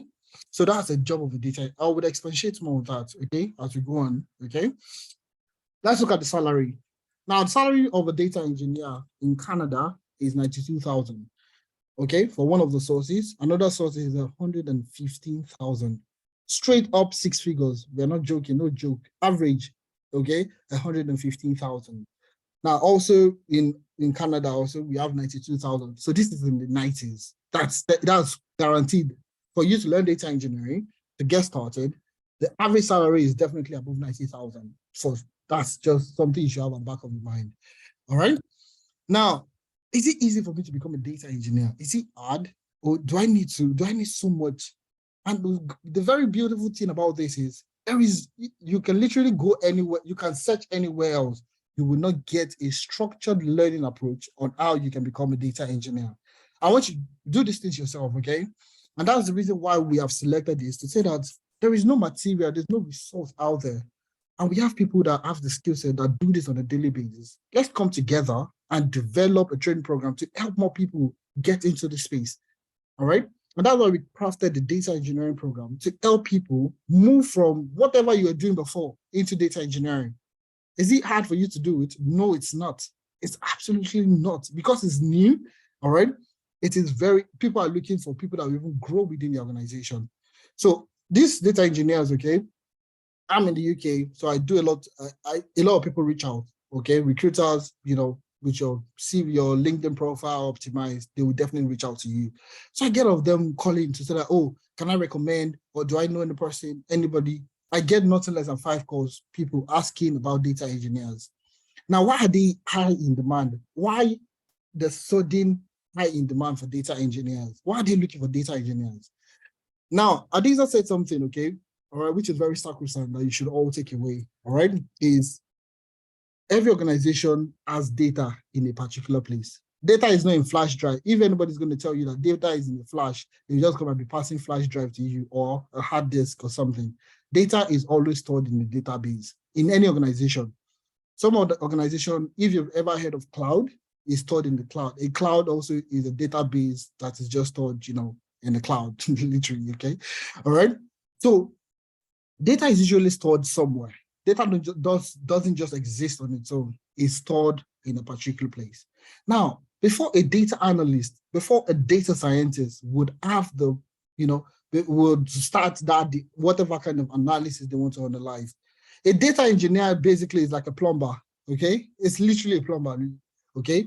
So you have the data source stored somewhere. You have the data store, the data source, maybe in an SQL data, let's say in a PostgreSQL database, okay? And the data, there's another data warehouse that is optimized for analytics, okay? The data engineer's job is to build a pipeline, what we call a data pipeline, okay? From one source to another source. So from source A to source B. So take, for example, you have a garden, okay? But there's no tap in your garden. You don't have a tap. How do you get water from the front of the house where you have your car wash to the back of your garden? How do you get the water from the front of the house to the back of the house? What do? You get a pipe. So you get a hose, you connect it to the pipe in front of the house that you use for your car wash, and you take the pipe all the way back to the house where you can use the pipe to water your plants and all that. So that's what a data engineer does. So before the data analyst will start any form of visualization, analysis, predictive analytics, an engineer has done what? Has built a pipeline to move the data from one source to where it should be. Now, how do you become a data engineer? Simple, with Tenalytics. You become a data engineer with Tenalytics, because I will tell you this, go anywhere else, go on Google. We all have access to Google, and Google data engineering program. You will literally not get anything that is coherent enough for you to become a data engineer. And that's why we have designed this program to get more people, especially Black Nigerians, Africans across the world, into that data engineering space. All right. So we're going to teach you SQL, Python, you know, a cloud database, you know, cloud databases. We're going to teach you Airbyte, Airflow, Kafka, you know, leverage GitHub for CI/CD, and so much more. Okay. All right. So it's a very encompassing training program to help you take you from 0 to 100. And all these programs are starting next year. So you're starting the next year, and I think Okwe said something. You have your current situation, which is the red point, and you have a green point to become a tech guru, a tech expert, or whatever the case might be. Okay. So how do you move? You're starting next year, January. How do you get started? Basically by registering for the training program come January. So that's data engineering, fully practical training program from end to end, fully practical. Okay, so you're going to be designing data warehouses, you're going to be building pipelines, and it's all project-based, beautiful project-based from wonderful experts within the industry at the moment. All right. So yeah, I think let's take a few. I'll just, Adesa, do you want to talk on this? So we move on from there. Okay, so thank you very much, Ife. And we are slowly winding down to the end of the session. And all the training programs starts in January, on the 21st of January, 2023, to be specific. And yes, there's usually a lot of people would have made up their minds that, oh, I want to get into this. Like I mentioned at the beginning, you could not get into it in 2022. Maybe you had the plans to do that, but for some reason you couldn't. Now is another opportunity. And like Efemena said when he talked about the data engineering, you go to different platforms and you really cannot find a structured training program to become a data engineer. Okay, and we have searched. And it's time where myself, Efemena, we have a long time ago decided to sit down and think about how can we as Africans start solving Africa's problem, okay? And that's one, mentality that a lot of times we all need to start to embrace. And we came up with that program for the data engineering, which is the most structured program you would ever get anywhere, okay? And including all the other programs we have talked about. It's a question of how can I get started? When can I get started? And the opportunities that are available when I eventually get into the space, okay? So on the 21st of January, 2023, we are starting again, hitting the ground running, starting with new participants, preparing to get into tech across all the programs that we have, okay? Now we already have people that are registered for the programs. And of course, we had our last live program in, we closed out in November, okay, to prepare and refresh and recharge for the new year. Okay, so in 2023, 21st of January, we are starting with new programs, all our programs, we are starting with new participants. For those that are interested in getting into data analytics, getting into data science, data engineering, financial analytics, HR analytics, all the programs we've talked about, business analysis, you have the opportunity to get started again, all right? We'll take questions before we start to wrap up with our sessions. And of course, we'll also share the prices of the programs with you. We'll share them with you. All the programs are not of the same amount, but generally, apart from the data engineering, the training program would cost £400 if you're paying in pounds in the UK, or 320,000 Naira if you're paying in Naira. However, we have a discount. We have discounts between now till the end of the year, and I'll be sharing that discount with you, and also broken down depending on the currency you want to. You can pay in pounds, you can pay in dollars, you can pay in Naira as well.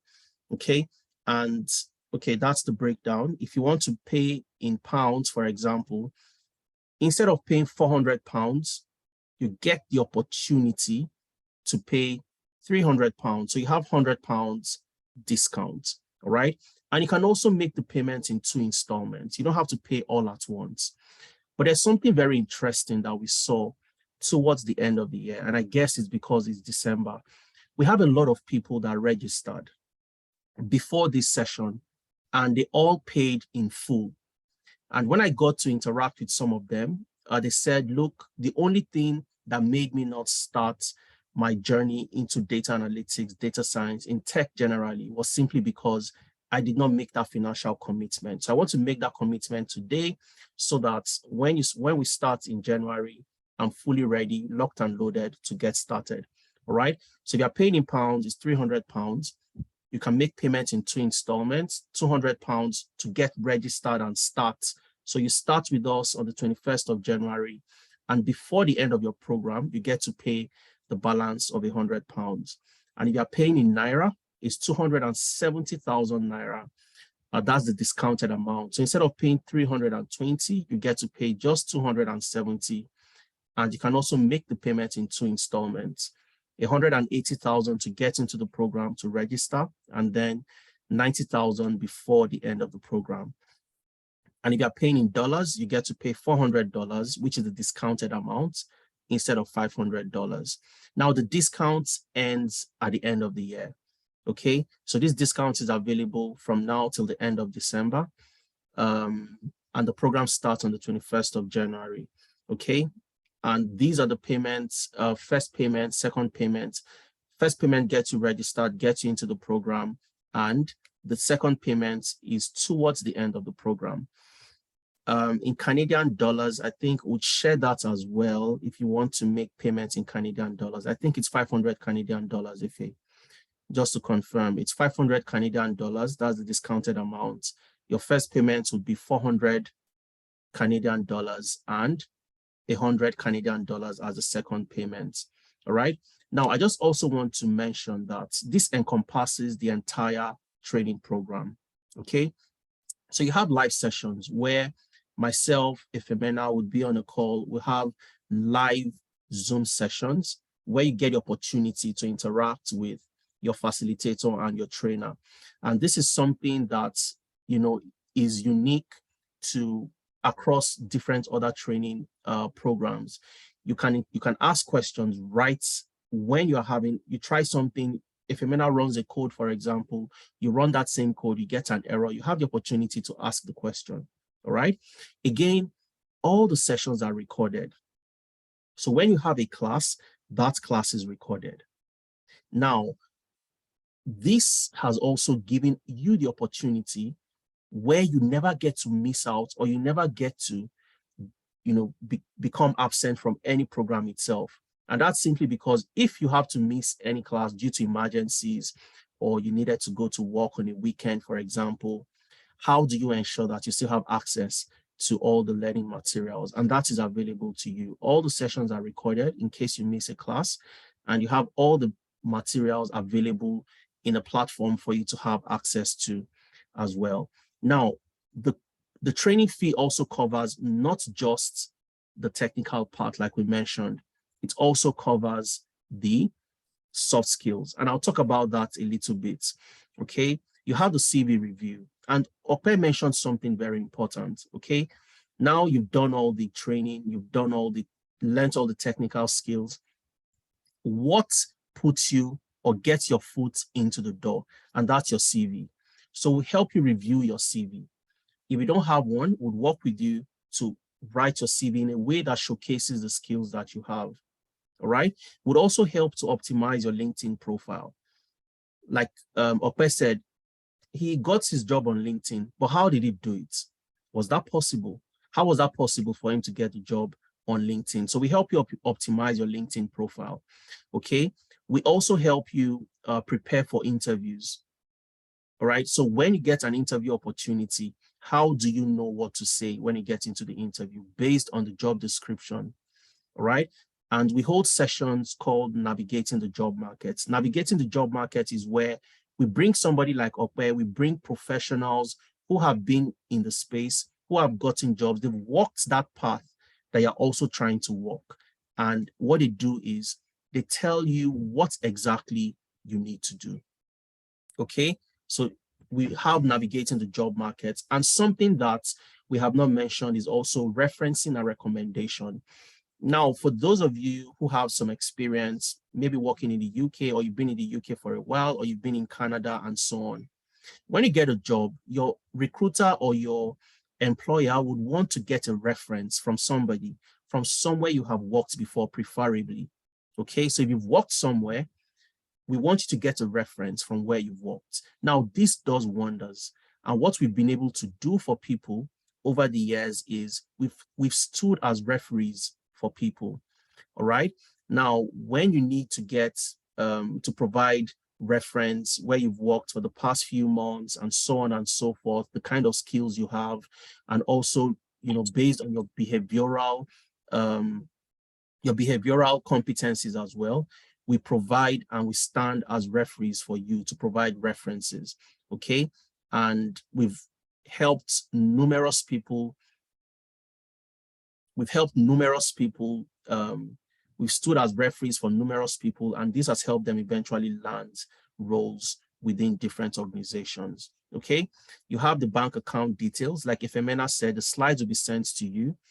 If you want to make your payments in pounds, you want to make your payments in Naira, you have the account details. If you also want to make your payments in US dollars or Canadian dollars, you'd have everything provided for you in the slides. Okay, we're going to take our time to answer as many questions as we can before we wrap up in the next 20 minutes or thereabouts.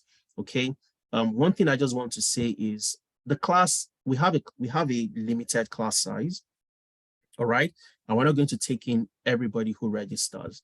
So as soon as we have as many as we can, we close the class for January. Okay, so my advice, and from experience as well, we've done this for the past 3 years, and I'll use 2022 as a case in point where we did amazingly well. Okay, and what's usually happened is this: we hold a session similar to the one you've currently joined, and within a week or less, all the classes are filled up. And for some people, they kept on moving it, postponing until December came, and they eventually could not get started, or they couldn't get their journey started into data analytics and so on and so forth. So if it's something you want to do, if it's something that you're interested in, you want to get into, my advice is simply register, okay? You get the slides, you get the details of all the programs, the brochures will be shared with you at the end of this session. As long as you got an invite to join this session, you get the brochures, you get the recording for this session as well, okay? So I think I'll just stop here. I'll take questions, as many as we can, before we wrap up our session for today, except there's anything you want to add, Ife. All right, yeah, we just, we have people that have gone through the program that would like to, ask some few questions. That would have to just say maybe five minutes maximum.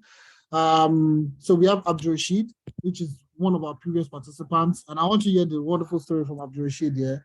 Abdul Rashid, if you want to unmute yourself, turn on your camera, just, let's hear from you. Abdul Rashid, are you there? And Christopher. Yes, I am. Hello, good evening. Hello, can you hear me? Yes. Okay. Sorry, apologies. Okay. Yes, I'm actually driving at the moment, so I really can't turn my camera. But I hope I can hear me. Yeah, we can hear you well, perfectly. Okay. So where do I start from? Rewind a couple of months ago, where I didn't know anything about data. I basically started learning myself, watching YouTube videos and all of that. Learning without direction is actually difficult. So I was always here and there watching YouTube videos, but there was nothing that came out of it. So, anyways, fast forward. Efemina, before I continue, Efemina is an amazing guy. He's an amazing tutor and even an amazing person. So Efemina taught me for, I think, about 3 months. I learned from Efemina for about 3 months. And after that, I began to apply for jobs. Prior to this, like I said, I had no clue what data analysis was all about. So all my life has always been about education. I did my first degree and master's in applied mathematics, and not even once have I gotten an interview because of that. So anyways, after the first 3 months where I left from Efemina, I got an interview. At the time, I didn't know Python, just Excel, Power BI, and SQL. And Efemina always says, like, believe in yourself, you can do it. I applied, and the first interview I got, the recruiter told me, you need to know how to use Python. And I told him I don't know how to use Python. And then he said, come back after a year or two when you've learned Python. And I told him, in 1 year time, I will have gotten a job. And then he laughed.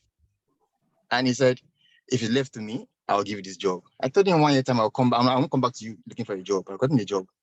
Anyways, fast forward, I called Efemina, and then he told me, don't worry, it's all good. So basically what I'm saying, so I looked at Efemina again. I said, Efemina, I want to learn Python. Do you think I should go for another bootcamp? And then he said something. I don't think I remember this. Efemina told me, and it always stuck. He said, don't stop learning. If you stop learning, you stop growing. Honestly, that was what always motivates me. I'm constantly learning. He said, please guys, take note of this. Don't stop learning. If you stop learning, you stop growing. And that's it. So currently, I work for a company in the US. I work remotely in Nigeria at the moment. I work for a company in the United States, which is pretty amazing. Like I said, before now, I have not gotten a single interview based off that I learned. I studied mathematics in university, but a few months after learning, so guys, if you are still doubting, man, don't let me say this, don't join analytics. I've not met Adeza, but I think I've seen a couple of his videos and they're amazing there. You learn like literally from zero to hero. A friend of mine is joining the January boot camp already. He's paid already, as a matter of fact. He's joining. He told me, I'm going to come and teach me. I said, I can't teach you. Come and learn from the best. These guys are good. He has paid, honestly. So guys, register, and it's what I sometimes think, man, it's even a favor, the amount they charge, honestly, because you learn. You can ask a female in class, a female, I don't know how to start my laptop. It's a female will say, amazing question. Do this, do that. So what I'm saying in a sense is that you can ask questions that there are times where I watch recordings and I say, man, I'm asking silly questions. Do you get what I'm saying? So you literally answer every question. You must learn. There's no how. You learn. So I've done last week. I was reached out to me from Facebook asking me like, hey, I saw your profile and blah blah blah blah. But are you in the US? I'm like, nah, I'm not in the US. I'm like, wow, I wish to, and all of that. So basically, they reached out to me because of what I've done and all. So I learned all of this. I get into tech this year, not last year, not 3 years ago. This year, April this year. Honestly, and I can tell you, in meetings now, when I go into meetings, I have meetings with the CEO and CTO. When I talk to them, they be like, "Wow, I didn't know this. Thank you for telling us this." I didn't at first. I was scared that, man, can I do this job? But when I went to talk, and they be like, "Wow, we didn't know this about," because I'm currently the only data scientist right now in the company, and they be like, "Wow, thank you. I didn't know this. Thank you, Abdul Rashid." I'll be like, "Okay, this is nice. This is what I started learning in April." So honestly, guys, get on. Don't jones. Like I said, don't jones. Get on. You definitely learn. And again, don't stop learning. He's talking about data engineering right now. I want to even register now, as it is now. I don't. I'll register. Honestly, you always learn. It's amazing. You will learn a lot of things in class. You will learn. There's no how. Allow me to speak pidgin. You look at it, you go learn. You go learn last. Honestly, it's all. I remember when we did our first dashboard on Power BI. I'll be like, wow, this makes sense. You answer questions, you get data. I really don't know what to say. Then, man, just join, honestly, and then it's worth your every penny. Thank you. Thank you very much, Abdul Rashid. That was fantastic. Thank you for that. And of course, a lot of people ask questions on, oh, can I get a job remotely? Can I learn and know enough to actually get a job? Not just get a job in Nigeria as a Nigerian, but to get a job as a Nigerian in the US. Okay, so you're in Nigeria, but working for a company in the US. And that's Abdul Rashid's story. And he just told you himself, for those, I can see some questions in the chat saying that. Sorry. Can I quickly chip in something real quick? Yes, go ahead, Abdul. Just to add to that, I actually got 3 jobs. I stopped one myself because it was too stressful for me. It was too stressful. I couldn't do anymore. I stopped it, honestly. I told them, nah, I can't do this. Guys, again, I started in April 2022. Honestly, it's amazing. I can't say more than I don't know how else to put this. Just join this, get on this train and don't get left behind. Join this and make this. That's amazing. Thanks. So Abdul Rashid is actually is a very diligent person, no doubt about that, in terms of learning, in terms of putting into practice. And, a lot of people want to do things, all right, but they don't have the zeal to do it. Abdul Rashid actually has both of them, okay, and he has the tenacity. He's very smart, I would say, okay. But essentially, yeah, you can be in Nigeria working. Currently, I work with a company in Ireland. Abdul Rashid is in Nigeria, works a company in the US. That's the beauty of tech. You can't be a banker and be doing this kind of job. It's impossible. It's impossible. I've not left my house in a couple of days. All right, I can travel and still be at work. Do you understand? That's the beauty of it. So essentially, yeah, exactly what Abdul Rashid said has been absolutely phenomenal. Okay, and that's to tell you someone that started in April, and that's the essence of this tech outlook. Okay, the tech career outlook that we're talking about today. Easy to learn, easy to transition. All right, and salary. Abdul Rashid will not tell you salary, and they will never come back to say that. Let me just say this very small experience. So I got the job with this particular job, the current business data support lead with the post office. I got it a few months ago, before Christmas, before December, before now, just a few months, probably like 2-3 months ago, and I was doing the session, okay, for majorly the senior team, training them on a particular topic, all right, within the business. And that's how somebody reached out, okay, to say that he heard a voice in the office, okay, And he wanted to find out who that person was, because obviously there was no accent, just the way I'm talking to you. He heard the voice and it was like, oh, he found out that it was me that was on the call. So he typed my name on the Teams message. If you use Teams, he typed my name, Ifemena, and he found out I was a part of the POL. And eventually I found out that the guy was telling me that he went through our program. He went through the business analysis program and has gotten, this guy never reached out to me. I never knew he got a job at the post office.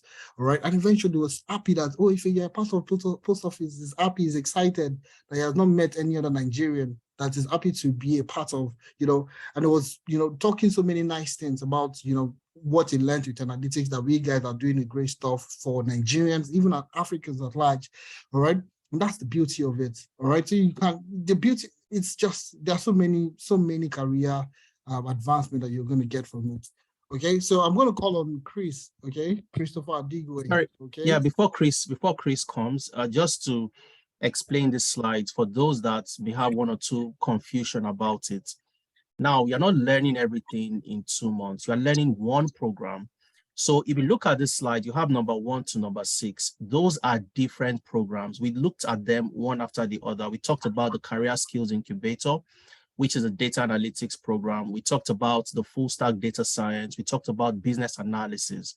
If you want to register for business analysis, for example, business analysis is £300 if you're paying in pounds, 270,000 Naira if you're paying in Naira, and $400 if you're paying in US dollars, okay? And you'll be learning business analysis within the space of 3 months, 2 months for the program itself, and then 1 month for a virtual internship, all right? Now, if you go down to the bottom where you have the Power Platform, HR Analytics, and Financial Analytics, that's £150 if you're paying in pounds, 100,000 Naira if you're paying in Naira, and 200 US dollars if you're paying in dollars. Okay, it's impossible, and we are not one of those people that would say you'd learn the whole world in 2 months. No, you can't learn 6 different programs in 2 months. That's practically impossible. All right. So if you're registering for the Career Skills Incubator, for example, that's the amount to the right-hand side. For the full stack data science, that's the amount to the right-hand side, and so on and so forth. Okay. We'll take your questions if you have questions. Chris would come in to, share his own experience as well. Okay. So Chris, over to you. Hi, can everyone hear me? Hi, Ife. Hi, Adiza. Yeah, we can hear you well. I know you're smiling at this because you won on Sunday or last week Sunday, but let's move ahead here. Anyway, my name is Chris. I'm an alumni of 10 Analytics. If did I pronounce it well? You tried. You did well. I tried. Okay, so my experience. I started working as a data analyst not quite long at Sanlam Nigerian Insurance. Before that, I used to be a former colleague of Ife and Adiza. I remember when we used to work together at the office, when I see them working with Excel and I feel like, oh, what's there? What are you guys trying to learn? And I used to feel like just something like I just pick up quickly, and when you go for interviews, yeah. I also remember one time after they left FITC, I tried to apply for a job as a data analyst, and believe me, I messed up because even though you know how to use Excel as your normal daily activities, there are some things that you don't really know, especially when you're not working in a data analytics role. Stuff like ETL and all such. And it was when I joined 10 Analytics and it became very conversant with me. Also, when I even went for the interviews, most of what I got to learn at 10 Analytics was what I used or applied, because I was able to say stuff that, when you want to bamboozle people without telling them you can do and overdo. Basically, the knowledge I was able to follow up with the interview was what I learned with 10 Analytics. And I advise people, in case you want to join the data analytics world, you want to join the tech world, I think this is the first stepping stone for you, because every skills you need to learn, every projects and other areas that you need to learn, this is where you can get all that, because you get to work with experienced facilitators that are ready also to teach you even as if you're a baby. As well as also you get to gain experience, real life experience on how to apply basically on the data analytics role and other areas. As that now, I'm even talking with Efe to take a course on data engineering, because you don't want to just be stagnant there. You always want to progress, and I can see how people in tech work are even making money. So I see my salary every month, and most times I'm always smiling like, oh God. Anyway, I just want to thank 10 Analytics, and also want to encourage you guys to continue doing what you guys are doing. Thank you.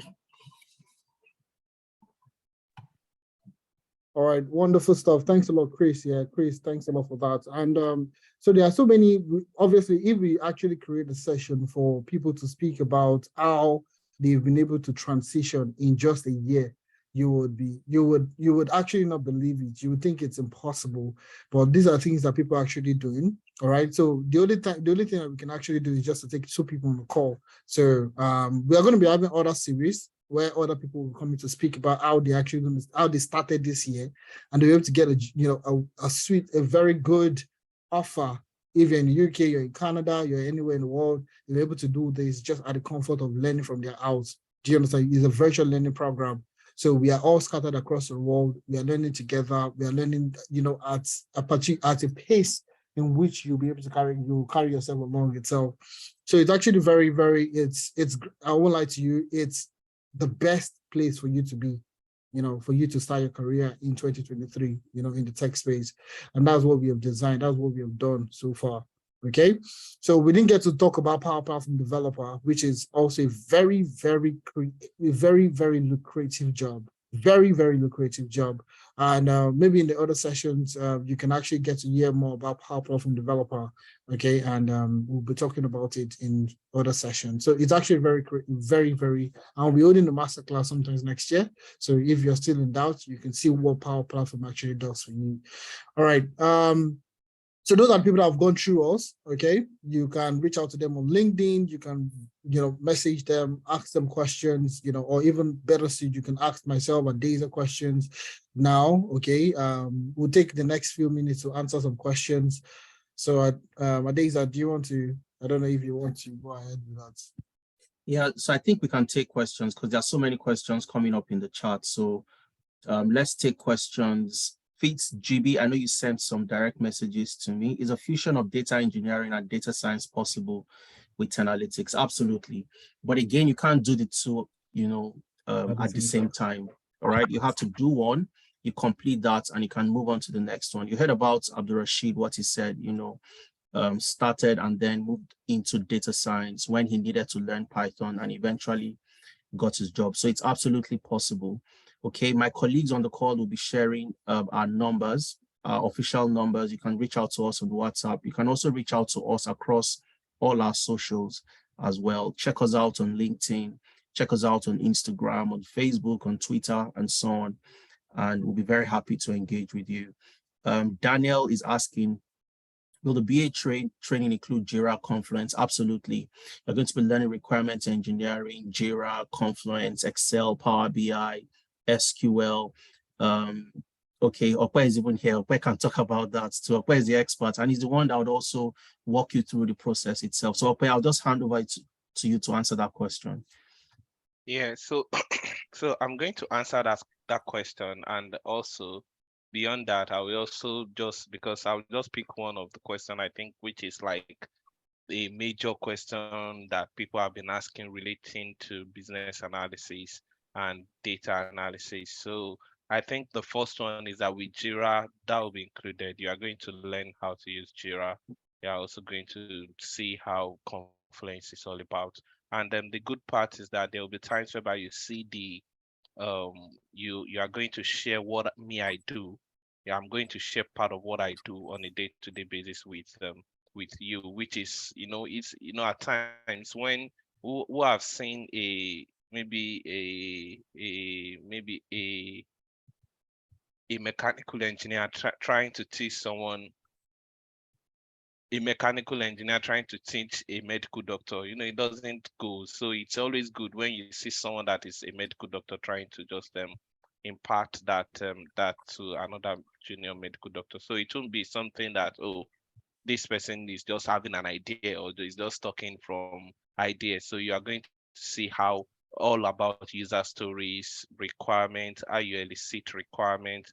And another thing is that I think one catchy thing about business analysis is the fact that with business analysis with analytics is the fact that you are like a driver that can also drive a trailer. Like you are a driver, you learn to, you use maybe a trailer to learn driving. So, or maybe you use like a big lorry to learn driving. So you are not just a driver, but you are more like a much more experienced driver. So the fact that you are going to learn Excel and Power BI, so there will be a class for Excel and Power BI, although it won't go in depth like someone that is doing data analysis, but at least you are also going to have an idea. So you will be more marketable and you are not just, so that's just another part. So there's also another question that has to do with I think that was that has to do with difference between a business analyst and a data analyst. Yes, there's a lot of difference. So a business analyst, you are going to be working with data, then like with data sets rather. There's nothing like data. So with data sets, and then you'll be able to now analyze that and then profile maybe like a solution. But with historical data, so you already have that historical data, then you work on that, then you can actually make predictions and then generate insight. But a business analyst, you are looking at you are looking at maybe like the future. You are looking at, okay, what we want to be.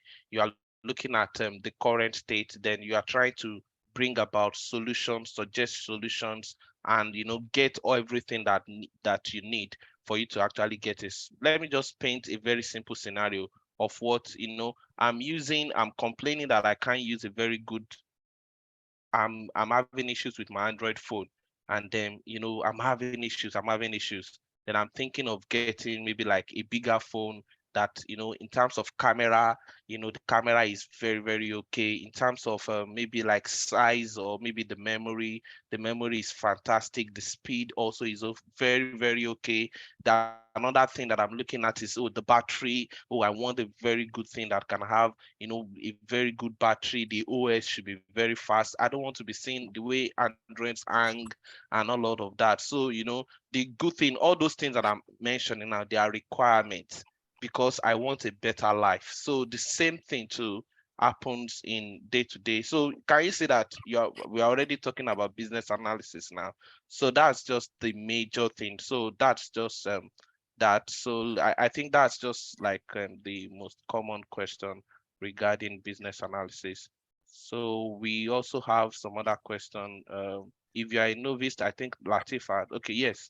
Sandra, thank you, Sandra, for answering that. So I think we also have another question. You can drop your question if you've got questions. So what's the next step? Can we bring a few Alright, people on to ask their questions, and then we can Cool. start wrapping up? We can bring a few people on, Ife. All right, yeah, that's fine. I think we can quickly do that. So if you have questions, please, you can raise up your hand. I think it would be better if you can actually, have a voice confirmation and just speak to one Yeah. another so we can easily understand what your questions are. So So Daniel, do you want to go first? I'm going to ask you to mute. So Daniel, I'm going to take your question. Hello. Yes, boss. How you doing Yeah, today? my name is Daniel. I wanted to ask that, are we going to be taught tools such as Agile, Scrum for those that want to do business analytics? All right. Yeah, so as part of it is that, because business analysis now, there are two methodologies whereby you use. The first one is the waterfall. The common methodologies, there are other methodologies, but the common one is actually, and actually there are just two. We've got the waterfall methodology and we also have the agile methodology. So under the agile methodology, we've got different varieties. We have Scrum. So Scrum is a type of agile. So we have extreme programming, we have Kanban, and all of this will be discussed. There's a slide for that. There's part of it as part of the brochure, or maybe the syllabus rather. So all of this is actually going to be what will be talked on. And yeah. Next All right, that's question. Next amazing. question. And like we said, sorry, if just quick one. And like we also said, at the end of the session, the brochures will be sent to you. The brochures contain all the details like Okwe has just mentioned and even more.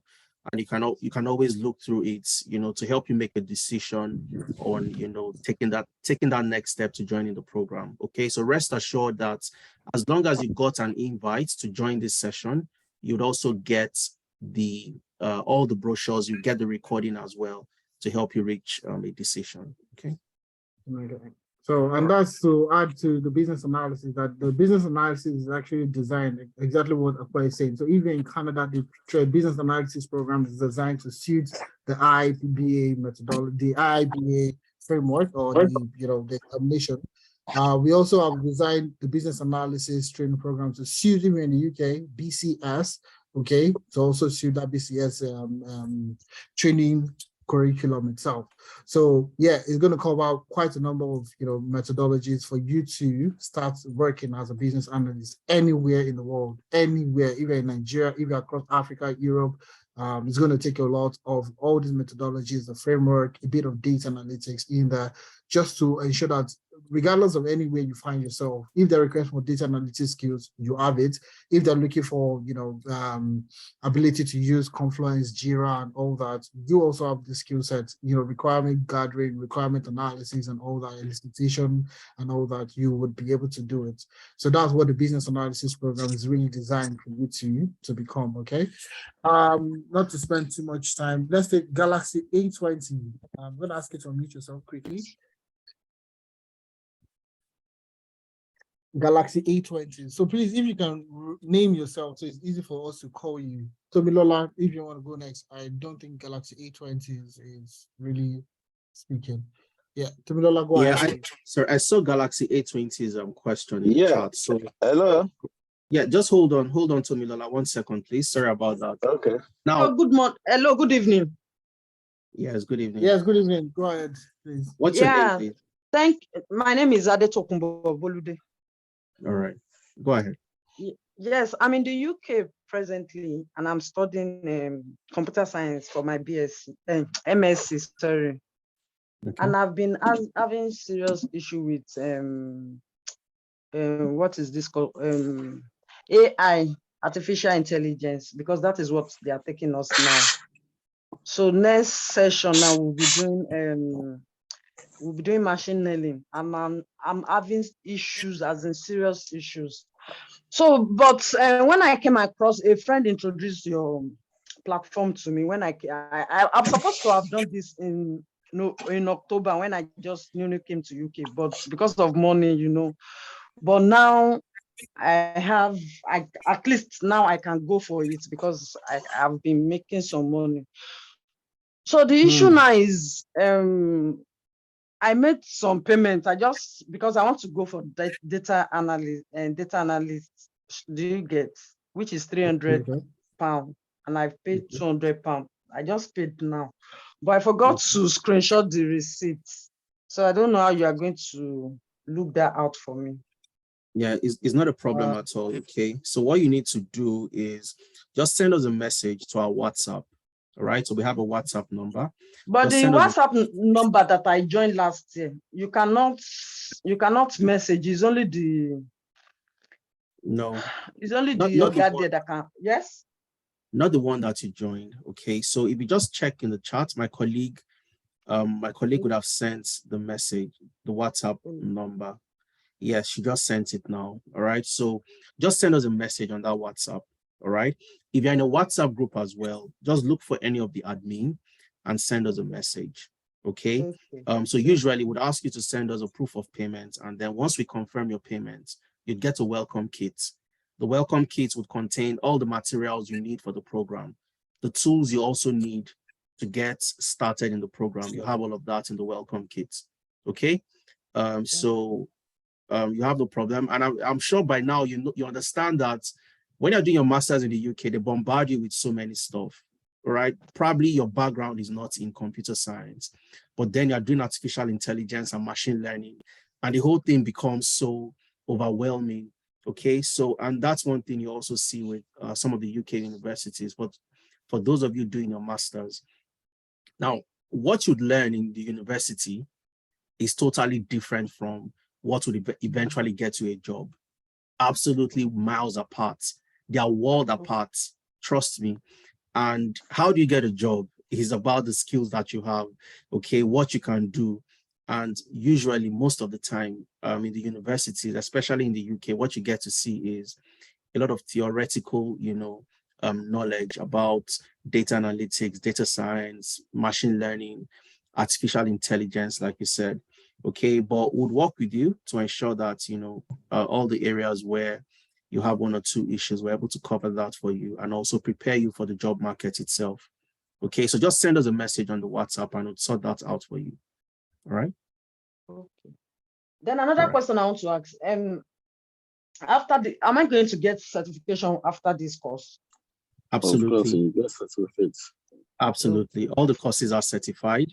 And apart from just you getting a certification, once you want to get a job in the UK, you'll be required to provide a reference. Okay. And one of the opportunities you also have is to use Tenalytics as where you've worked in the past, few months, and we would stand as referees for you. We've done that for so many people, not just Nigerians, but also, like we said, our focus is the Black community across Africa, helping them land their first jobs, in the UK, in Canada, and across the globe, generally. All right. Okay. Yeah. So Tomilola, please. Then my last question is, you talked about bonus. What bonus are we getting? What do you mean? What do you mean about bonus? For the payments, you said there's going to be a bonus for the first 20. Oh, it's a discount. So if, a discount, yes. If you look at the slide, you see the original fee is £400. That's the amount. Okay. For those that would pay come January, would have to pay £400. You would pay £300 because you are paying between now and the end of the year. Okay, so that's the discount you have available. Okay. All right. Okay. I understand. Thank you so much. You're welcome. It's a pleasure anytime. Tomilola, please go ahead. Okay. Yeah. Good evening, everybody.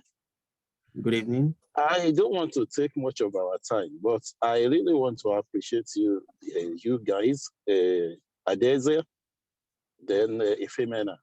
I don't know if you still remember me. I was with the data analytics. That is last year, October 2021. The cohort is a cohort 4 or so, if you still remember.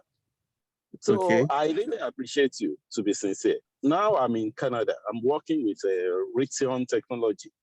So, and sincerely, the question they first asked me there is, can you use Excel very well? And I remember Efemena very well, because he was the one that took me Excel. You, Adeze, you took me the Power BI. So when I told them and they asked me to do some few things for them, when I did, they were very happy. They said, no, you know what you are doing. So I just want to encourage everybody on the line that if you have interest to go for this training, you are going to have a 100% benefit of it. I did, and in fact, I don't know, my wife did a business analysis. I don't know if you know her, Sheon Bamiwe. Oh yes, absolutely. Her, absolutely. Yeah. Then Gift taught them the Power BI, and this guy in UK taught them the Scrum and Agile. So for people that are asking about, are they going to teach us Scrum? Is 100% sure they are going to teach you, and you are going to get value for your money. That's just what I want to contribute. All right. Thank you for the opportunity. Yeah. Absolutely amazing. Thank you very much, Tomilola. I'm so happy to hear that, you are strong on your feet working as a data analyst, with one of the organizations in Canada. Absolutely amazing. Thank you very much for that feedback. Yeah. We deeply appreciate that. Thank you very much. Okay. I think we'll take about 2 more questions and then we wrap up. We call it a day. Adedeji Olukoku. I hope I pronounced your name correctly. Yes, Ife. Yes. Yes. Good evening. Can you hear me? Yes, we can. Sorry. Hello, can you hear me? Yes, go ahead. Yes. Yeah. I'm actually want to ask about the data engineer. Like, is there any prerequisite someone have to know this before you can learn the data engineer? All right. So for the data engineering program, you don't need it. There's no prerequisite. So all our programs, there's no prerequisite. You don't need to have any prior background or experience for you to do any of our training program. And that's why it's a structured approach. That's why it's structured in the sense that it starts from zero. So we're expecting you to just have the interest. As long as you have the interest to learn in data engineering, okay, yes, you're going to learn. And like I said, it's going to be project-based. So we're going to be starting from scratch. You don't know how to use Python. We teach you how to start with Python. You don't know how to do SQL. We teach you what SQL. We teach you how to write SQL, DDL, DML, DQL. That's data query, data manipulation, and all that languages in SQL. So we teach you all that. And then we move into the engineering part of it, whereby you can now start building data pipelines to move data from one source to the other source and stuff like that, working with cloud platforms. So you don't need anything. Don't worry. You don't do any of the programs that we are advertising at the moment. You don't need any prior, experience or skill set to get started. That's basically what we have to say. Okay, so you don't need anything. Don't worry. Just start the program, and I will guarantee you that you're going to learn a lot from it. Okay. All right. Moving on to that, I think what we can do now here is, I think majority of the people would have very similar questions. Okay, so if we have answered your question, one or the other, you can put down your hand so we can actually wrap up in time. So Daniel, do you want to ask a question? Then I think I'll be taking the questions 2-2, so we can actually finish up in time. There you go. So okay. Daniel, I think Lekon and Francis, do you want to go ahead? I'll take Lekon first, then I'll take Francis next. Yeah. Thank you, Efemina. I'm happy to see you again, honestly. I was one of your students from one group like that, and I don't want to mention the name of that group where you are our coordinator on that group. Okay. What really happened is, I got a job, a brief from a particular organization, and I was able to do something for that organization. Now I send a message to them in that group. Maybe they can get across to you and probably see what I did before I sent my solution back to that organization. But I don't know what happened. They said they will talk to you if you can organize. Okay, you can just let me see. You can just reach out. Yeah, I tried to reach out to you. I sent mail to you on your LinkedIn, but it took you a while before you were able to. I understand how busy you are. I might have not seen it in time. I'll check it out. I'll check it. I was surprised. I was seeing this price and I was surprised, like, come on, how will I have to pay that kind of amount in that other group, and you are here and you are collecting this kind of amount? I was surprised, honestly. I know, right? I know. Honestly, I need to talk to you because I got another offer from one and I was scared to even go ahead with that, because when I saw their brief, I didn't hold my hand, Okay, no problem. We are with you 100%. We're with you 100%. We do. We are with you. Okay. So I will need your number so that I can. Yeah, no problem. You can just send me a message on LinkedIn now. I would respond to you. All right, All right. Thank you very much. Right. I will join. Honestly, I will join this honestly as well. I need to keep. All right. All right. More learning. Thanks a lot for that, Lego. All right, if there's one question I just quickly want to take, before we move on to the next person, which is a question from Chimao Bim King. on tax clearance. We're not going to help you with anything related to tax clearance. Now, for those that would use Tenalytics as where they have worked, you worked with us as data analytics consultants after you completed your training program.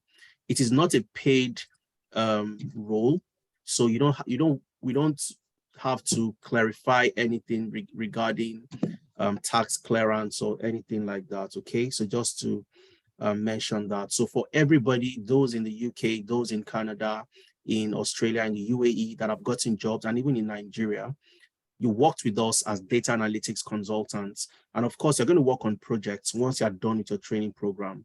And for some of the consulting projects, we also have, depending on your performance during the training, we bring our participants to work with us on those projects as well. So you get those sort of experience on the team, okay? So regarding tax clearance, there is nothing related to that, okay? Yeah. So I'm going to take Francis, then I'll take Sixtus also. So Francis, you want to go ahead? Okuye.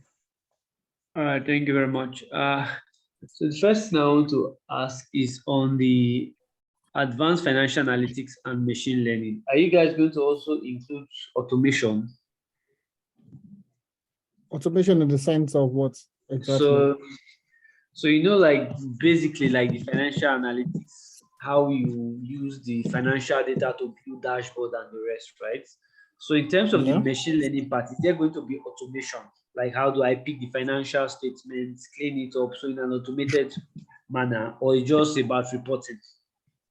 It's majorly going to be around, there will be a bit of automation in there. Obviously, there's as a data scientist or as a using Python for all this kind of projects, you would be using it to automate the project. So whenever you get that report and you have to build something, it goes through that your script. We'll call it a Python script. So you build a script for that itself. So, but the program is majorly tied towards the reporting side, you building predictive analytics for the business. So majority of the organizations are looking at, what's likely going to happen in the future. That's what everybody's trying to figure out.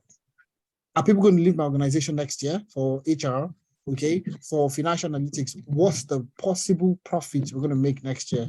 All right, even let's say you're working in a bank, okay? Financial analytics, you want to know fraudulent transaction. You want to be able to predict fraudulent transaction, all right? Even in insurance, claims predictions and all that. So that's what the training program is actually is designed towards, okay? Ensuring that you're able to build this kind of application, build this kind of predictive models to be able to predict certain things within the HR workspace and also the financial workspace. Does that make sense? Okay, because I'm more interested in the automation side of things than prediction. Okay, that's one. Then the other one is in the data engineering side. Are we also going to be doing things on DBT? Oh, okay. For that is more tailored. Well, for now, it's not going to cover DBT because we're also creating another program, which is called Analytics Engineering, that would focus majorly on DBT because you're using DBT for analytics engineering, not necessarily. You use it for data engineering, but not in all cases. Yeah, so we're going to be creating another program called Analytics Engineering, which will focus majorly on DBT, all right? And we'll work around that. Does that make sense? Yes, sir. All right, perfect. Thanks. Wonderful questions, by the way. All right, Sixtus, we have just a very few questions to go. Sixtus, if you want to quickly go. Sixtus, then Adeoti, please prepare yourself. Sixtus Ipali. Yes, good afternoon, Ife. Good afternoon. Good afternoon. Hello, Adeze. Okay, my question is this. I just finished your just concluded data analytics course, and I was looking at advancing, and I'm turning between data science and data engineering. I know that you probably explained the two in the course of this event, but I didn't get it. My network has been kicking me in and out of the whole thing. So please just help me. what's the difference? What's the major difference between data engineering and data science? All right, beautiful question. Thanks a lot for that, Sixties. Okay, so like I said, I'm going to be taking questions in two so that we can finish up in time. All right, so Sixties, I'll answer your question, but I'll take another question and add them together then so we can finish it up together in time. So Dick, do you want to go next? So I combine those questions together. Adioti, are you there? Sadiq. Okay, all right, thank you so much, Daisy. My question is just basically for because I feel that majority of the discussion over time had a little focus on individuals in the health related field. So I actually want to ask that for majority of us in the health field, what should be our peculiarity in terms of do we have to focus more in the long run on data analytics majorly, or we have to incorporate data science into data analytics so that we can have a wide range of opportunities? Thank you. All right, beautiful, wonderful question. I'll leave that one for Daisy, then I'll take Six's question that is asking regarding the difference between data science and data engineering. So for data science, yeah, what you're doing as a data scientist, you're initially, yeah, at length in conception when they created that data science role, okay? Data scientist was part-time data engineer, part-time building models, predictive models and stuff like that, predictive models, statistical modeling and all. But now they've seen that there is a need for there to be an intermediary, which is what we call a data engineer. So a data scientist no longer needs to source for data. A data scientist would not be sourcing for data, looking for where the data is available within the business, all right? Now that's where a data engineer comes to play. A data engineer is now what I call, like I said, it's like a plumber, all right? So you know where the water is. You have a well, you have a borehole outside. That's where the data is located. So a business is going to be generating data on a daily basis. They will have a central transactional database that stores all these transactions. Let's call it a borehole, okay, or a database. Now you have a borehole outside. Okay, how do you ensure that the bowl out there's water running from the bowl outside in the kitchen, in the bathroom, and across the house? How do you do this? That's the job of the plumber, if I'm correct. All right. So in data engineering, a data engineer is the one that will build this data pipeline that will take the data from the source, from wherever the data is available, wherever the data is sitting. Okay, it's going to build a pipeline to move the data from where it is to where it should be, or where it's supposed to be, or where it is needed. Essentially. Now, a data scientist, literally, their job is to connect to, the data engineer has moved the data from where it was, or from that transactional database to a more optimized data warehouse. The data scientist will do what? Will just connect directly to the data source, which is the optimized data, the optimized data warehouse that has been built by the data engineer. So the scientist does not need to do too much transformation, doesn't even need to do transformation in some cases. The data scientist will just gather the requirement, give the requirement to the data engineer to tell the data engineer, this is the data I'm looking for, this is what I want to work on, this is the model I want to build. Tell the data engineer that these are the data that I need, okay? The data engineer's job is to get the data from the source, move it from one location to the other location to ensure that it's available for the data scientist, all right? So that's the difference between the role. So a data engineer is not building machine learning, is not doing machine learning, is not doing statistical analysis, is not doing all those, all right?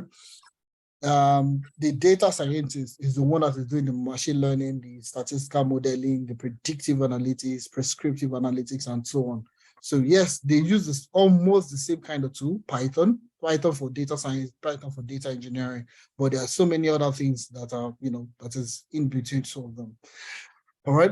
How to answer your question, Sixties. Then Adeza, yeah, you can go ahead with the second question. I think it's on health professionals focusing on data analytics, and if there's a need to delve into data science eventually. I would want to also mention, I think most of the people that have gotten jobs, especially in the UK, a lot of our participants have been hired by the NHS. Okay, so you know that the NHS is one of the largest, health organizations, not just in the UK, but across the globe generally. And they've hired our participants, and they keep on hiring our participants. In fact, I had an interview preparation session with somebody last week. He's currently being interviewed for a role with the NHS in, I think it's Bolton. Now I can't remember exactly, as a data analyst, okay? And he was trying to solve problems on Excel. Now, usually, based on experience and with the interview sessions we have helped our participants to prepare for getting to work with the NHS has largely been around data analytics. So the use of Excel, the use of SQL, and sometimes the use of Power BI, okay, because somebody got a job as a business support analyst with the NHS. Although his assessment was in Excel, he also gets to work, using Power BI with the NHS as well. So learning data analytics as a health professional, I would say is a skill that will give you opportunities to get a job very fast within the health sector, okay? Because you could work in different departments, even within the health space itself. As a data analyst, you can work as a HR analytics professional. Somebody got a job as a procurement analyst with the NHS. And what does a procurement analyst, what does he do, or what does she do? Is simply to analyze data regarding inventory, procurement, how their pricing, and so on and so forth. And that's it with the NHS. And of course, it's within the health space. Now, the question of transitioning or moving into data science, for me, I always believe that the more skills you have, the more money you make, okay? So yes, you've learned data analytics. You can use different tools across data analytics, business intelligence, Power BI, Tableau, Excel, SQL, problem solving. But then you want to take it a step further. You want to add more to your toolkit, okay? So take that toolkit as your armory. So you're going to war, for example, you have all those skills, okay? You have a pistol, you have a shotgun, you have an AR-15, you have all those skill sets in your toolkit. The more tools you add to that toolkit, the more possible it becomes for you to win that war eventually. So that's the way I always look at it, okay? So if you're a data scientist, for example, you want to get into data engineering, absolutely spot on. You have that to add to your CV. You have that to add to your skill sets, and that gives you wider opportunities, and wider possibilities as well, okay? So, but rest assured that as a health professional, it's not a case of, is it possible? It's a case of when will it eventually happen? Because so many of our participants have got jobs within the health sector, especially with the NHS, and one thing is always certain, okay? The interviews would have 2 stages. You'd get to work on a data set where you'd solve problems, and they would ask you, okay, do this on Excel, do this on VLOOKUP. I'll try to see if I can bring the last assessment I was giving to the guy I talked about. If I can bring it up, I'll just quickly show you. It's an NHS, interview.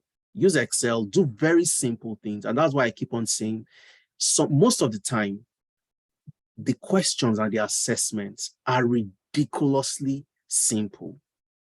However, it will not be simple to somebody that does not know how to do it, obviously. But then, that's why you have to learn the skills, okay? If I can bring it up, I'll just show you. Okay, yeah, so I'm just quickly going to show you 5 seconds. I'll just glance through it. That's the questions itself in a Word document. And then you had the data set in Excel. And we worked on this together last week, helping him prepare for his interview, okay? And the more skills you have, like I said, the more possibilities you also get. So just to quickly show you, if you can see my screen, this is the Word document. It's an Excel test, and this test is from the NHS, okay?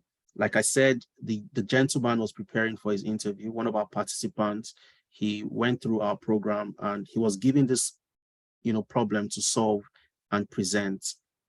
The first one is on filtering, which is normal filtering in Excel. kind of straightforward, right? The second one is sorting, so from filtering to sorting, and then concatenation, which is combining strings or combining texts together, and the VLOOKUP, the almighty VLOOKUP, okay? We looked at these questions together, and we saw how he could solve those problems. And of course, he had one or two questions to ask, which we looked at together, and eventually we're able to find solutions to the problem for him. Number 5 is gap filling, very, very straightforward as well. And then pivot table. And these are areas you would all learn when you join the program. Okay, so this is an assessment for a job in the NHS, which is the health sector. And like I said, when I looked at this, and similar to all the other assessments we have been getting from people that have applied to the NHS, they have been ridiculously simple. Okay, and like I mentioned, it's only simple for those that would know how to use Excel and how to use Excel for data analytics. Okay. So I think we'll just take one more question and then we'll wrap up for the evening. It's been a very long day, and I really appreciate everybody that has stayed, up until this moment. You guys are amazing. Yeah, Ife. Okay, or we can take Samuel. I think Samuel, I'm going to ask you to unmute yourself. So I think let's take the 3 of them. So Samuel, Naimat, and Fumi. I'll just call it Fumi. Okay, Faith. Yeah. Samuel, go ahead. All right. Good evening, everyone. Thank you so much for this knowledge you've been sharing. I really appreciate this. It's good to know that the training here is enough for one to apply for and get a job. I'm happy that was clarified. And then my major question is that this training, is it an equivalent to something like Google data analytics or IBM data analytics? Is it some form of equivalent to such programs? Okay, right. Very good question. Yeah, if you go ahead, please. No.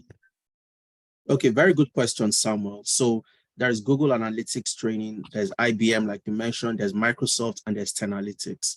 Okay, so they have their training programs and we have ours. And I'll tell you for a fact, there is no standard when it comes to being a data analyst. There is no, oh, you need to have studied from Google, you need to have studied from Microsoft, you need to have studied from here, or you need to have studied from there. You studied your data analytics in Google, and you come to, you compete with me in getting a job as a data analyst with the biggest and the best organization across the globe.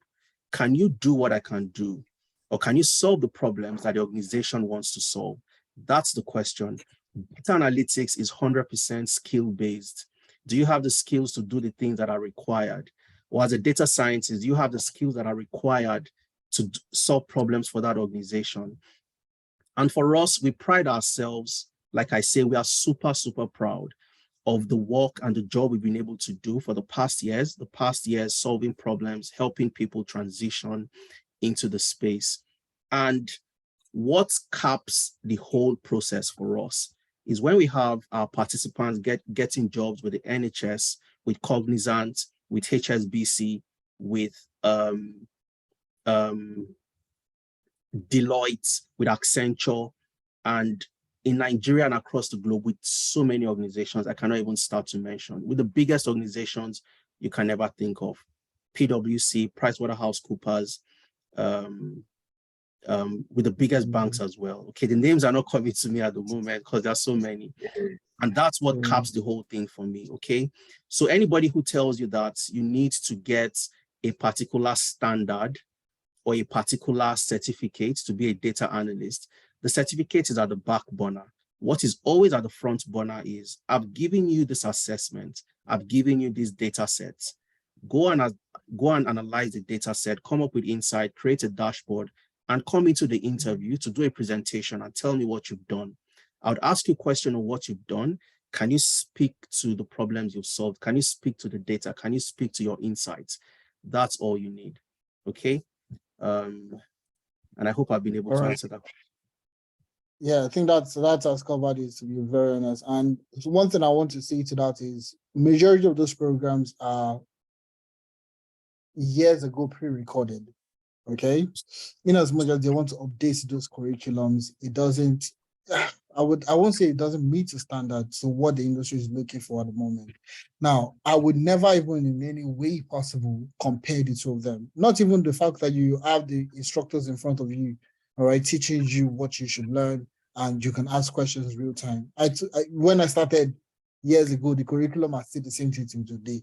Do you understand? And one thing is that once you reach, you don't have that personal experience.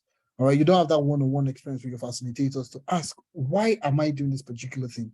Yes, I know, but in what scenario would I have to use a VLOOKUP? Do you understand? Why would I want to use a VLOOKUP? You can never ask those questions in those kind of places. It's impossible. Do you understand? So that's one thing I said I would tell you for the fact that it's very different. So a lot of people say that you can learn it for free online, you can go online and learn for free and all that. But it's not the same thing, all right? And that's why you see most people spending over a year trying to learn something that they want to use to transition. So why not have a mentorship session that will take you one after the other? And in like Ibrahim Abdul Rashid was on the call talking about how he started in April this year, not last year.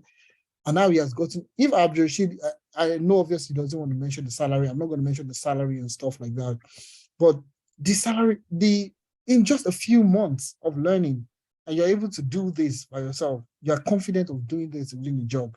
He's the one presented to the C-level, CEO, CTO of his organization. Now, I'm not saying you cannot learn on your own, you can, but it's going to take you a very long time to do that. And that's what, the online training programs are designed to do, all right? But essentially, it comes with, you're learning by yourself. You're learning by yourself. You're also learning with the instructors. You're learning with your class. You're learning with your peers. You are driven. Everybody's learning together. And there's this communal way of learning, experiential way of learning that is way more different from what you get from, online resources. So our program is certified. We certify you. You get your certificate and all that, okay, which is very relevant in any place you find yourself, okay? Like I said, we give them, like Adeza said several times, the recommendation, the reference, and all that, just to ensure we give you as much backup for you to get the job. And that's what we do. So CV review is there. Job preparation, like Adeza shared one of the ones he did last week. All right, and we have several, okay, that we do for this. Unlike the platform that you spoke about, they will never help you with interview preparation. They will never help you with LinkedIn optimization. They will never help you with even career choice and stuff like that. And those are the things that we offer for free, all right, as part of the program itself. All right, yeah, Adeza, thanks a lot for that. Do you know what I'm going to do? So I'm going to take Naimat, Fumi, and Daniel's questions, and we'll call it a day. Naimat, please, thank you. Quickly, please. Nimat, sorry, I said Naimat. I know it's Nimat. Yay, finally. Good evening, everyone. Nice to see you, Femina. Nice to see you, Adeza, once again. It's been a while now. Yeah, so you guys are doing a fantastic job. I just want to add that whoever it is that is trying to, put in for this program, they should ensure, what I have learned from my own side, though, they should ensure that they do the internship with all their mind and heart, like do it very well, because it goes a very long way. The question that was asked in my first interview had to do with what I did exactly during my internship. So it was very easy for me to answer it as if I actually had the hands-on experience. So it was quite easy for me. Yeah, so that's just what I wanted to contribute, and it's been an amazing one. I'm hoping someday we'll do the data engineering together as well. Okay. But Femina, I beg, answer my chats. I beg. Nima, are you in Canada? Are you in Canada? I'm in the UK. I'm in the UK now. Okay. It's okay. Well, yeah. Nimat actually, I think Nimat has said something very cogent here. Nimat, don't worry. I know I owe you a message, to be honest. So sorry about that. It's been very hectic down here. But we'll still talk. We have a lot to talk about now that you're in the UK. So Nimat is one of the people that went through. Honestly, when I saw the name, I was like, this is Nimat, but obviously I wasn't too sure. It's good to see you. It's good to hear from you again so far. Yeah. So she has spoken about the internship opportunity she got just from the case study. I would have loved her to share more experience about that, how she got the internship back in Nigeria before she traveled. All right. And it was just from the case study, like she said, it was just the case study that we did in class was insurance claims prediction. All right. And she was able to talk about how she was able to do it. And the CEO was, was amazed. And now that she got the internship, not to waste too much time, but thanks a lot for coming up regardless and sharing that experience. Thank you very much. I don't think I would Fumi and Daniel. Let's ask you to meet yourself both at the same time. So Fumi, go ahead, please. Okay. Yeah. Good evening. Good evening. Yes. First off, I'm in Abuja, Nigeria. So I have two questions bordering on finance and timing of the trainings. So I already typed the question about the finance because I was supposed to join the October cohort, but these days, when you have so many responsibilities and so many things competing for the little funds that you have, so I couldn't join the October cohort. But I remember then that there was one, maybe a fintech company or something that had a flexible way of paying. I think I remember you guys said something about that, but I've not heard it in this session that you had this evening. So that's my first question. Are we going to have that opportunity of paying through one fintech? I can't remember the name. So that's my first question. Then the second question is about the timing. So if you say 2 p.m. Saturdays and Sundays, is it 2 p.m. Nigerian time?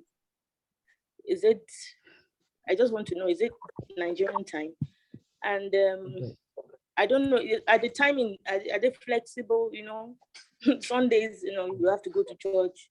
Sometimes you don't get back till 2 p.m. exactly. So I just want to know if the timing is Nigerian time or if it's flexible. So those are my two questions. Thank you. All right. Thanks a lot for that, Fumi. So I'll take Daniel, and I think that's the last question I'm going to take, actually. Daniel, please, you can unmute yourself. Good evening. I think Nima has basically answered the question already. I wanted to ask if there'll be any internship, like maybe, because I'm in the UK, yeah. So most of the friends I have here, most of them are data analysts, and they said, and the interview question I was asking them, what have you done, basically? So I think Nima has basically answered the question already. Because most of the time, they always ask, what have you done? What experience do you have? So they have to start. I wanted to ask if there'll be any experience for us to get our hands on or do anything. I don't know if you understand me. So let me just take okay, yes, thanks a lot for that. So I'll take Fumi's question real quick. And the question is bordering around the timing of the program. So for the timing of the program, it's Saturday and Sunday. All the classes are going to be on Saturday. Okay. So Saturday is very flexible in the sense that Saturday program starts from 11 to 1 p.m., 11 to 2 p.m. That's Nigerian time. All right. Nigerian time, not Canada, West African time. Okay. And on Sunday, it ranges between 2 p.m. to 5 p.m. 2 p.m. to 5 p.m. So we want to make an assumption that you're done with churches by that time already. So it's going to be from 2 to 5. We are currently working on a curriculum that would just be one class on the weekend, which is just Saturday. Now, it's something that would definitely work in the sense that we have, it's going to be project-based. All our programs are going to be project-based. So we are going to be working more on projects. And that is also answering Daniel's question, asking, what have you done? Majority of the recruiters are looking for your experience, not really your skill set. Everybody knows how to use Excel, but how have you used Excel in your previous experience to get something done? All right. And so that's what we're going to be focusing on next year. So if we're going financial analytics, HR analytics, data science, we are going to be we are already focused majorly on projects, all right? But we want to do more next year, where you build more projects, you get more hands-on experience and so much more. So we're looking for how we can actually do it, with having classes just once, which is Saturday, 2 p.m. to, Saturdays between 11 to 2 p.m. Okay, so on Sundays 2 to 5 p.m. But anyways, we'll communicate all that to you, and you see how it works out. Regarding, I think, what's the second question again? From ThinkQuest. ThinkQuest. So regarding ThinkQuest, we are currently discussing the partnership with ThinkQuest, and that's just because we are currently in discussion. Nothing has happened. It's just we are currently in that discussion period. It's a new year. We need to revisit some of the plans that we have, some of the programs that we have currently, and so we are still in the process. We have not concluded, but currently we are not, advertising with them at the moment. So things might change next year, but for now we are not actually advertising for them. So yeah, I think that's that. So sorry, we won't be able to take any other question just because we don't have enough time. We've taken out enough time for that. This is way beyond our schedule. We wanted to spend 2 hours, but now we'll spend almost 3 hours on the call. All right, thank you very much. And anyways, this is going to be we are going to do this 3 times, I think, before the end of the year. Okay, so this is the first in the series. And we are going to be bringing other people to come and, share their own experience, talk to you. Like I said, next year is not about you just starting a skilled, I want to learn something. It's not just about learning. It's about you transitioning, you starting. That's what we're looking at. So you want to get a job. You want the job you're doing right now is not beneficial to you. You're not getting that. You're not getting that motivation. You're not getting that career upliftment. There are times that, and I've been like that. I've been in those kind of places whereby I look at the job I'm doing and I'm like, what's this? Like, what's the next point for me? You understand? And that was when, it hit me and I was like, okay, do you know what? I need to transition. I need to get a career path that would guarantee me that livelihood, that, economics, sustainability and all that. Okay, so that's basically what we're focusing on next year. We actually want to get more people into the job. So even in the UK, you're in Canada, you're in the US, we are currently in partnership with some recruitment firms in these regions. All right, and what are we doing? Why we do this partnership with this recruitment is basically to recommend you for jobs. So you go through the training program, we recommend. Now, like I said, a lot of recruiters reach out to me based on my profile on LinkedIn, based on Adeza's profile on LinkedIn, based on what we do in Tenalytics. Quite a number of recruiters reach out. So we're currently in the UK comfortably.